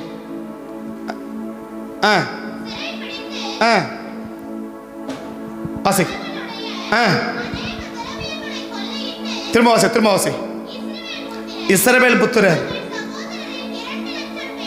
தங்கள் சகோதரர் 2 லட்சம் பேராகிய ஸ்திரீகளையும் குமாரரையும் குமார்த்திகளையும் சிறைபிடித்து அநேகருடைய தெய்வங்களை கொள்ளையிட்டு கொள்ளை பொருளை. சமாரியார் யாரு? இஸ்ரவேலின் 10 கோத்திரம் தான் சமாரியாவின் தலைநகரம் இல்லையா. இஸ்ரவேலின் 10 கோத்திரத்துக்கு தலைநகரம் எது? சமாரியா. யூதாவின் தலைநகரம் எது? எருசலேம் இல்லையா. எருசலேமுக்கு யூதாவுக்கு தலைநகரம் எருசலேம். சமாரியாவுக்கு அந்த இஸ்ரவேல் 10 கோத்திர தலைநகரம் எது? சமாரியா. இவன் அந்த 10 கோத்திரம் யாரு? ரட்சிக்கப்பட்டவங்களா? அந்த நெருக்கத்தை எங்கிருந்தே ஆரம்பிக்கிறான்னா ரட்சிக்கப்பட்ட தேவ ஜனத்திலிருந்தே ஆரம்பிக்கிறான். எதிரி கிடந்து ஆரம்பிக்கல. ரட்சிக்கப்பட்டு சபைக்கு போய் தேவனை ஆராதிக்கிற மட்டும் தான் 2 லட்சம் பேரை பிடிச்சான். அவன் மொத்தத்தையும் கொள்ளையடிச்சான். யார? இன்னைக்கு ரட்சிக்கப்பட்ட உன்னிடத்துல என்னிடத்துல கொள்ளை அடிக்கிறாங்க, இல்லை நம்ம பொருளை எல்லாம் எடுக்கிறாங்கன்னா, ஒன்று நான் யாரோ செய்யறத பார்த்து நான் செஞ்சுருக்கிறேன்னு அர்த்தம். வந்தது யாரு இல்லை, எதிரி இல்லை, பிடிக்காதவன் இல்லை, வந்தவன் யாரு? இஸ்ரவேல் கோத்திரம். 10 ரட்சிக்கப்பட்ட 10 கோத்திரத்தார் வந்து 2 லட்சம் பேர் ஆம்பளை வரமான யாரை பிடிப்பான் தெரியுமா? யுத்த பேரை மட்டும் பிடிச்சுன்னு போவான். ஆனால் இவன் யாரை பிடிச்சான் தெரியுமா? அந்த வீட்டில் ஒருத்தனை கூட விடல, ஆம்பளையும் விடல, பொம்பளையும் விடல. ஸ்திரீகளையும் புருஷர்களையும் சேர்த்து பாதிக்கப்படும். ஏன் குடும்பமா பாதிக்கப்படுது? கணவன் மனைவி ஏன் எல்லாம் பாதிக்கப்படுறாங்க?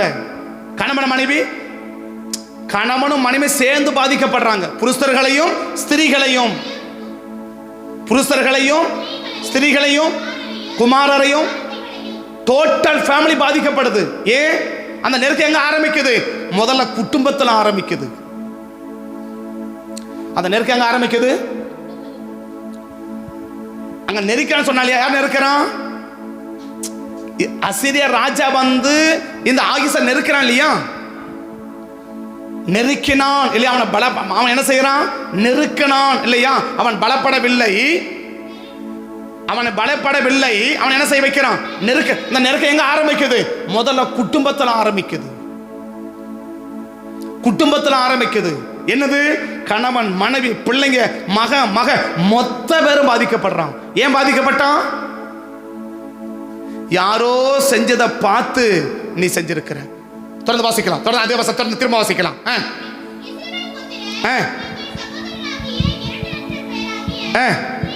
ஸ்திரீகளையும் குமாரரையும் குமாரத்திகளையும் சிறைபிடித்து அநேக ஏனிக்கு குடும்பத்தில் ஏன் பொருளாதாரம் பாதிக்கப்படுது? குடும்பத்தில் ஏனிக்கு பொருளாதாரங்கள் பாதிக்கப்படுது. அது எடுத்தோம், திரவியங்களை பூரா எடுத்துட்டோம். இன்னைக்கு ஏன் பொருளாதாரம் பாதிக்கப்படுது? யாரோ செய்யறத பார்த்து நம்ம செஞ்சுக்கிறோம். வாசிக்கலாம், தொடர்ந்து வாசிக்கலாம். சிறைபிடித்து கொள்ளையிட்டு எங்க போயிட்டோம்? உன்னுடைய ஆசீர்வாதத்தை புறத்தியாருடைய வீட்டிலே சேரும். அதான் நீதிமொழிக்கு ஞானி சொன்னார். அவள் வழியை கிட்டி சேராதப்பா. அப்படி சேர்ந்தேனா உன் ஐஸ்வர்யம், உன் ஆசீர்வாதம் புறத்தியாருடைய வீட்டில் போய் சேரும். உன் ஆசீர்வாதம் புறத்தியாருடைய வீட்டில் போய் சேரும். எங்க இருக்க வேண்டியது? யூதாவின் வீட்டில் இருக்க வேண்டியது எங்க போயிடுச்சு? சமாரியாவுக்கு போயிடுச்சு. எங்க ஆரம்பிச்ச இந்த நெருக்கம்? குடும்பத்தில் ஆரம்பிச்சிச்சு. எங்க ஆரம்பிச்ச நெருக்கம்? பொருளாதாரத்தில் ஆரம்பிச்சிச்சு. எங்க ஆரம்பிச்சிச்சு நெருக்கம்? பிள்ளைகளுக்கு மத்தியிலிருந்து. எங்க ஆரம்பிச்ச நெருக்கம்? கணவன மனைவிலிருந்து. ஆக மொத்தம் என்ன? ஒரு டோட்டல் ஃபேமிலி அப்படி மிகப்பெரிய நெருக்கத்தை சந்திக்கிறான்.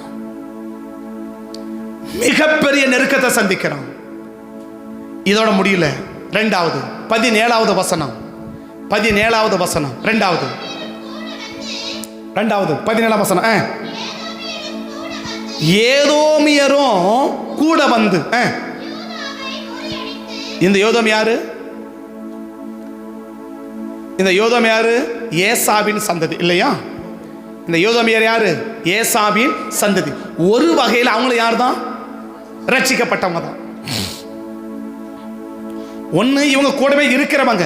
ஆனா அவன் யாரு? தூரத்தில் இருக்கிறவங்க. ஆக மொத்தம் என்ன? ரட்சிக்கப்பட்டவங்கள பாதிப்பை ரட்சிக்கப்பட்டவங்களால சந்திக்கிறோம். எனக்கு பிரச்சனை யார் தெரியுமா? ரட்சிக்கப்பட்டவங்க தான். உன் ஃபேமிலிக்கு பிரச்சனை யார் தெரியுமா? ரட்சிக்கப்பட்டவங்க தான். ஏன் ரட்சிக்கப்பட்டவங்கள?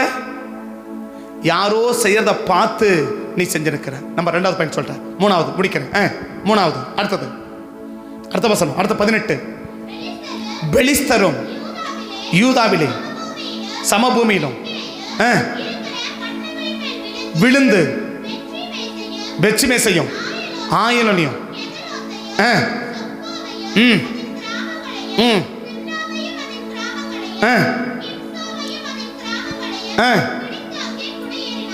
பிரச்சனை அதிகரிக்க தவிர குறையல.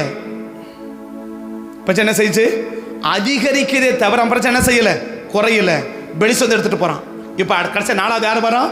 அசீரியன் வந்துட்டான். 1 யாரு? சமாரியன். 2 யாரு? ஏதோமியர். 3 யாரு? பெலிஸ்தியர். 4 யாரு? அசீரியன். நெருக்கிறான் போட்டு 4 பக்கம் அப்படியே நெருக்கிறான். இப்பதான் அவன் பார்த்தான், அந்த தெய்வங்கள் அவனுக்கு என்ன செய்யுது? துணை செய்யுது. நம்மளை என்ன செய்யலாம்? அதை போலவே செய்யலாம். என்னுடைய விளைவு என்ன? என்ன உதவியை நீ எதிர்பார்க்கிறியோ அந்த உதவி எங்கிருந்தும் கிடைக்கல. எதை கொடுத்து நீ பெற முடியாது, எங்கிருந்தும் நீ பெற முடியாது. எதை கொடுத்து நீ என்ன செய்ய முடியாது. நீ சர்ச்சுக்கு வரதை எடுத்து கொடுத்தாலும் சரி, நீ சர்ச்சுக்கு வரத இன்னைக்கு தசமபாகத்தப்பன் எடுத்து வட்டி கொடுத்துனுக்கிறோம் இல்லையா? தசமபாகத்தப்பன் எடுத்து கொடுத்துனுக்கிறோம், வட்டி கொடுத்துனுக்கிறோம். தசமரம் எடுத்து என்ன கொடுத்துனுக்கிறோம்? கடன் கொடுத்துனுக்கிறோம். நீ 1000 கொடுத்தாலும் சரி, தேவனுக்குரியதை எடுத்து நீ கொடுத்தாலும் சரி. இல்லைங்க சர்ச்சுக்கு நான் சர்ச்சுக்கு கொடுத்துட்டேன், இது என்னது? என்னுடைய பர்சனல் சேவிங், இதை எடுத்து கொடுக்குறேன். நீ அதை எடுத்து கொடுத்தாலும் சரி. என்கிட்ட கொடுக்குறது ஒன்றும் இல்லைங்க, பக்கத்தை கடன் வாங்கியாவது கொடுக்குறேன். எதுக்கு? எனக்கு எப்படியாவது உதவி செய்யணும். எப்படியாவது உதவி செய்கிற ஆண்டவர் இல்லை, எப்படி செய்யணுமோ அப்படிதான் உதவி செய்கிற ஆண்டவர். எப்படி இருந்தால் உதவி கிடைக்குமோ அப்படி இருந்தால் தான் உதவி கிடைக்குமே ஒழிய நீ எப்படி வேணாலும் உதவி பெற முடியாது. எப்படி வேணாலும் உதவி பெற முடியாது. இதே ஆவிதான் 32 எசேக்கியேல்கிட்ட போராடுறான். என்ன ஆவி? இதே அசீரியன் தான் அவன் என்ன போராடுறான்? கடைசி சொல்லி முடிக்கிறேன். இதே எந்த அசீரியன் எதை செய்ய வச்சு ஆகாசம் அப்படி நெருக்க வச்சானோ அதே அசீரியன் தான் இப்ப யார்கிட்ட போய் நிக்கிறான்? எசேக்கியேல் போய் நிக்கிறான். எதுக்கு நிக்கிறான்? உங்க அப்பாவே இப்படிதான் என்ன செஞ்சாரு. நீ என்ன பண்ணு? சனகரிப் வந்து எருசலேம் மேல யுத்தம் பண்ண நோக்கம் கொண்டிருப்பதை ஏன் வரான்? உங்க அப்பா என்ன கொடுத்தாரு? சர்ச்சுக்கு போறதெல்லாம் எடுத்து கொடுத்தாரு, வீட்டுக்கு அதெல்லாம் எடுத்து கொடுத்தாரு, கடன் வாங்கி கூட கொடுத்தாரு. அப்ப நீ என்ன செய்ய? இதே ஆவிதான் அங்கேயும் போராடு. எந்த ஆவி? அவங்க அப்பா அகாஸ் கிட்ட எந்த ஆவி போராடிச்சோ அதே ஆவிதான் இப்ப யார்கிட்டையும் போராடுது. எசேக்கியேல் விழிப்பா இருந்ததுனால இதுக்கு தப்பிச்சான். நம்மகிட்ட என்ன ஆவி போறதோ அதே ஆவி யார்கிட்ட போராடும்? நம்ம பிள்ளைகிட்ட போராடும். நமக்கு விரோதமா என்ன ஆவி போராடுதோ அதே ஆவி நம்ம குடும்பத்தில் போராடும், நம்ம பொருளாதாரத்தில் போராடும். பட் நீ நான் விழிப்பா இல்லை. ஆமா, அவங்க செய்யற மாதிரி நம்மளும் சரி. என்னைக்கு நீ முடிவெடுக்கிறியோ அன்னைக்கு எந்த உதவி எதிர்பார்க்கிறியோ அந்த உதவி தேவன் செய்ய மாட்டார். அப்ப நான் எதிர்பார்க்கிற உதவி எனக்கு கிடைக்க கூடாது. அப்ப கிடைச்சா எப்படி இருந்துருவோம்? எந்த நேரத்தில் என்ன உதவி கிடைச்சா நான் எப்படி இருப்பேன்? ஆசோதனை இருப்பணும். அவன் பார்க்கறான் அந்த உதவி உனக்கு என்ன செய்யக்கூடாது? கிடைக்கக்கூடாது. என்ன வழி? அடுத்தவன் செய்யற மாதிரி நீ செய். அடுத்தவன் என்ன செய்யறான் அதையே நீ ஃபாலோ பண்ணணும். அவங்க எப்படி செய்யறாலும் அப்படியே நீ செய்யணும். அவங்க என்ன செய்யணும் அப்படியே நீ செய்யணும். ஆனா யார்கிட்ட செஞ்சிடக்கூடாது? கர்த்தரை கேட்டு செஞ்சிடக்கூடாது, கர்த்தரை பார்த்து செஞ்சிடக்கூடாது, தேவ ஜனத்தை பார்த்து செஞ்சிடக்கூடாது. எதை பார்த்து செய்? அடுத்தவங்க என்ன செய்யறாங்க அதை நீ செய். ஆனா நான் என்ன செய்யணும்னு கர்த்தர் விரும்புறாருன்றத நீ என்ன செய்யவே கூடாது? நீ கண்டுக்கவே கூடாது. நான் செய்ய வேண்டிய எதை விட்டுட்டேன்றத நீ என்ன செய்யவே கூடாது? கண்டுக்கவே கூடாது. அதை காண்பிக்கவும் கூடாது, அதை தெரிஞ்சுக்கவும் கூடாது. மாறக்கண்ண அவன் செய்யறான் நானும் செய்யறேன், அவன் போறான் நானும் போறேன், அவன் வாங்குறான் நானும் வாங்குறேன், இவன் சாப்பிட்றான் நானும் சாப்பிட்றேன், அவன் இருக்கிறான் நானும் இருக்கிறேன், அவன் வாங்குறான் நானும் வாங்குறேன். எதுக்கு நீ வாங்குற? நீ எதுக்கு போன? அவன்லாம் போனா நானும் போறேன், அவன்லாம் போனா நானும் போறேன், அவன்லாம் சாப்பிட்டா நானும் சாப்பிட்றேன். ஏன் நான் மட்டும் தான் சாப்பிட்டேன்னா இன்னைக்கு இப்படி திரும்பிடுது. எப்படி திரும்பிடுது? ஏன்டா நீ சாப்பிட்டனா? ஏன் நான் மட்டும் தான் சாப்பிட்டேனா? அவன்லாம் சாப்பிட்டான், அவனை கேளு. ஏன் அவன் சாப்பிட்றான்டா நீ சாப்பிடலாமா? ஏன் ஆதாம் மட்டும் போனாரு? ஏன் பொன்னாடி சாப்பிட்டால அவளை கேளு. ஏன் அவன் சாப்பிடலாம்டா நீ சாப்பிடலாமா? அவன் செய்யலாமா நீ செய்யலாமா? அவன் போலாமா நீ போலாமா? அடுத்தவங்க செய்யறான்றத உன்னை பார்த்து நம்ம செய்ய வேண்டியதை தடுக்கிறது சத்துடைய மிகப்பெரிய 3வது தந்திரம். அது முதல்ல என்ன சொன்ன? செய்யறதையே திரும்ப திரும்ப செய்ய வைப்பான். 2வது சொன்ன செய்யக்கூடாத ஒன்றை செய்ய வைப்பான். எப்படி செய்ய வைப்பான்? சொல்லி செய்ய வைப்பான்.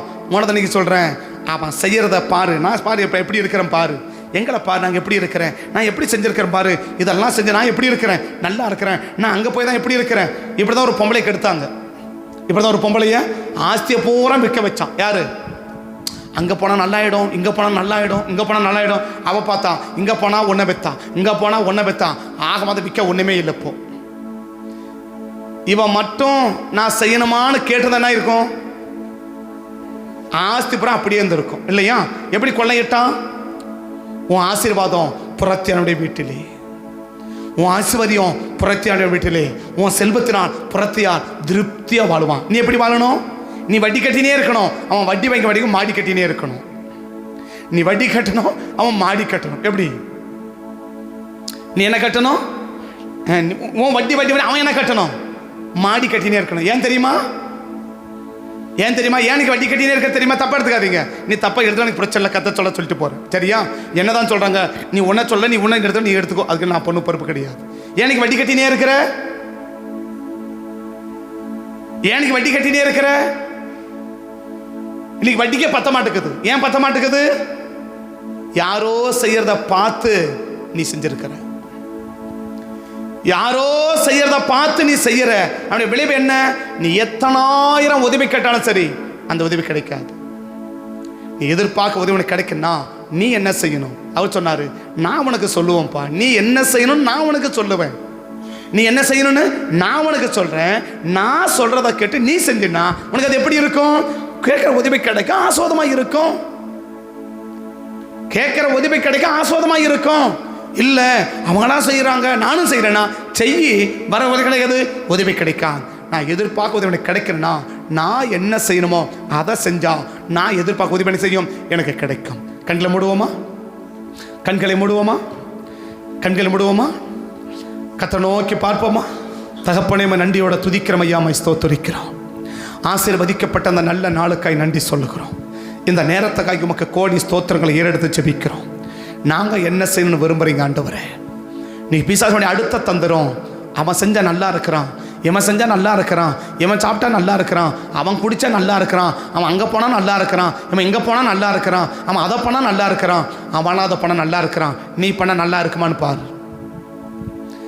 அவனுக்கு ஒருவேளை தேவனை செய்ய சொல்லியிருக்கலாம், பட் உனக்கத்தை செய்ய சொல்லியிருக்கிறான்னு பாரு. உனக்கத்தை செய்ய சொல்றதை தான் நம்ம செய்யறோமா இன்னைக்குன்னு பாரு. இன்னைக்கு கர்த்தர் என்ன செய்ய சொல்ற அதை தான் நம்ம செய்யறோமான்னு பாரு. அப்படி மட்டும் நம்ம செஞ்சிட்டோம்னா ஒரு பெரிய ஆசீர்வாதத்தை இன்னைக்கு நம்ம சுதந்திரிச்சிடலாம். எதிர்பார்க்கிற உதவிகளை எதிர்பார்க்கிற நேரத்தில் கர்த்தர் நமக்கு கொடுத்து நம்மளை தேவனை ஆஸ்வதிக்க முடியும். அன்னைக்கு எதிர்பார்க்கிற உதவிகள் ஏன் எதிர்பார்க்கிற நேரத்தில் கிடைக்கல? என்னென்னமோ நான் கொடுத்து பார்க்குறேன், என்னென்னமோ நான் செஞ்சு பார்க்குறேன். சர்ச்சுக்கு போகிறத கூட நான் எடுத்து கொடுத்து பார்க்குறேன்.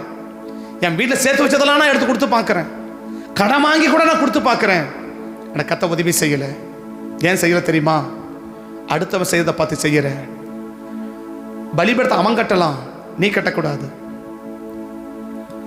அவன் செய்யறான்னு நீ ஒன்று செஞ்சனா எந்த உதவியும் தேவ சமூகத்திலிருந்து நம்ம பெற முடியாது. எதிர்பார்க்கிற உதவியை கர்த்தர் எனக்கு கொடுக்கணும், நான் எதிர்பார்க்கிற உதவி எனக்கு கிடைக்கணும்னா இன்னைக்கு ஒன்று செய். இன்னைக்கு ஒன்று செய். தேவ சமூகத்தை கூடி வந்திருக்கிறோம். இன்னைக்கு ஒன்று செய். தேவ சமூகத்தை வந்திருக்கிறோம். ஆண்டவரே, நான் என்ன செய்யணும்ப்பா? நான் என்ன செய்யணும் ஆண்டவரே? நான் என்ன செய்யணும்னு நீங்க விரும்புறீங்க. இனி ஒரு நாள் அடுத்தவங்க செய்யறாங்கன்னு எதையும் நான் செய்ய மாட்டேன்ப்பா. அடுத்தவங்க சொல்றதையும் நான் செய்ய மாட்டேன், அடுத்தவங்க செய்யறதையும் நான் செய்ய மாட்டேன். அவனவன் தன் தன் பார்வைக்கு நலமானபடி செய்யறான்ப்பா. அதன்படி நீ செய்யாதபடி எச்சரிக்கையாயிரு. அடுத்தவன் செய்யறத பார்த்து செய்யாதபடி எச்சரிக்கையாயிரு. கூட இருக்கிறவங்க செய்யறத பார்த்து செய்யாதபடி எச்சரிக்கையாயிரு. அவன் கடன் வாங்கினா அவன் வாங்கட்டும், நீ ஏன் வாங்கணும்? அவன் போறானா அவன் போட்டு நீ ஏன் போகணும்? அவன் செய்யறானா அவன் செய்யட்டும், நீ ஏன் செய்யணும்? கர்த்தர் உன்னை செய்ய சொல்றாரான்னு பாரு. கர்த்தர் செய்ய சொன்னா தைரியமா செஞ்சுட்டே இருக்கலாம், நோ ப்ராப்ளம். கர்த்தர் செய்ய சொன்னா செய்யறேன், அவ்வளவுதான். கர்த்தர் செய்ய சொல்றாரா செய்யறேன், அவ்வளவுதான். அந்த எல்லைக்குள்ள மட்டும் நம்ம வந்துட்டோம்னா தேவையான நேரத்தில் தேவையான அத்தனை உதவிகளையும் கர்த்தர் நம்ம கொடுப்பதற்கு தேவன் ஆயத்தமா இருக்கிறார். பரிசுத்த பிதாவே, ஆசீர்வதிக்கப்பட்ட அந்த நல்ல நாளுக்காய் ஸ்தோத்திரம். இந்த நேரத்துக்காய் நன்றி சொல்லுகிறோம். ஒருவேளை கடந்த நாட்களில் அடுத்தவங்க செய்யறத பார்த்து ஒருவேளை நான் செஞ்சிருந்தா தீமை வருவதை பற்றின செய்வதற்கு வாய்ப்பில்லை. அடுத்தவங்க ஏதோ ஒன்று செய்கிறாங்க, அதனால் அவங்களுக்கு ஆஸ்வாதமாக இருக்கிறாங்கன்னா அதே காரியத்தை நானும் செய்வதற்கு முடிவெடுத்திருக்கிறேன், இல்லை முயற்சி பண்ணியிருக்கிறேன், இல்லை செய்து கொண்டு இருக்கிறேன்னா என்னை மன்னிங்க. இன்னைக்கு நான் அர்ப்பணிக்கிறேன். அடுத்தவங்க சொல்கிறத மட்டும் இல்லை, அடுத்தவங்க செய்கிறத கூட பார்த்து அதையே நான் ஃபாலோ பண்ணி செய்யாதபடி நான் கவனமாக இருக்கேன், நான் எச்சரிக்கையாக இருக்கேன். இந்த காலை வேளையில் எனக்கு கிருபை கொடுங்க சாமி, எங்களுக்கு கிருபை கொடுங்க சாமி, எங்களுக்கு கிருபை கொடுங்க. அடுத்தவங்க செய்கிற ஒன்றையும் நான் செஞ்சிடவே கூடாது. அடுத்தவங்க செய்யறது அவங்களுக்கு வேணா நல்லதா தெரியலாம், பட் என்ன நீங்கள் செய்ய சொல்லலைன்னா நான் செய்யக்கூடாது, நான் செய்ய மாட்டேன். இன்னைக்கு ஆழமாக ஒரு முடிவெடுக்கிறேன், ஆழமாக ஒரு தீர்மானம் எடுக்கிறேன். அடுத்தவங்க செய்கிற எதையும் நான் செய்ய மாட்டேன்ப்பா. என்ன செய்ய சொல்றத ஒன்றையும் நான் செய்யாம விட மாட்டேன்ப்பா. அடுத்தவங்க செய்யறத ஒன்றையும் நான் செய்ய மாட்டேன், என்ன செய்ய சொல்ற ஒன்றையும் நான் செய்யாம விட மாட்டேன். என்னை நம்பி என்னை ஆசீர்வதிங்க. எனக்கு தேவையான உதவிகளை தேவையான நேரத்தில் எனக்கு கொடுத்து என்னையும் குடும்பத்தை ஆசீர்வதிங்கப்பான்னு சொல்லி அர்ப்பணிக்கிற ஒவ்வொரு பிள்ளைகளும் இந்த காலை வழியில் என்ன உதவியை எதிர்பார்த்து தேவ சமூகத்துக்கு நேரம் வந்திருக்கிறாங்களோ அத்தனை உதவிகளையும் இந்த காலை வழியில் கர்த்தர் நீங்கள் செய்து உங்கள் நாமத்தை மகிமைப்படுத்துங்கன்னு சமூகத்தை நோக்கி பார்த்து ஜெபிக்கிறோம். தடைகளை மாற்றும், நாமத்தை உயர்த்தும், தேவக்கரம் எங்கள் கூட இருக்கட்டும். இயேசுவின் நாமத்தில் வேண்டிக் கொள்கிறோம் நல்ல பிதாவே. ஆமென், ஆமென், ஆமென்.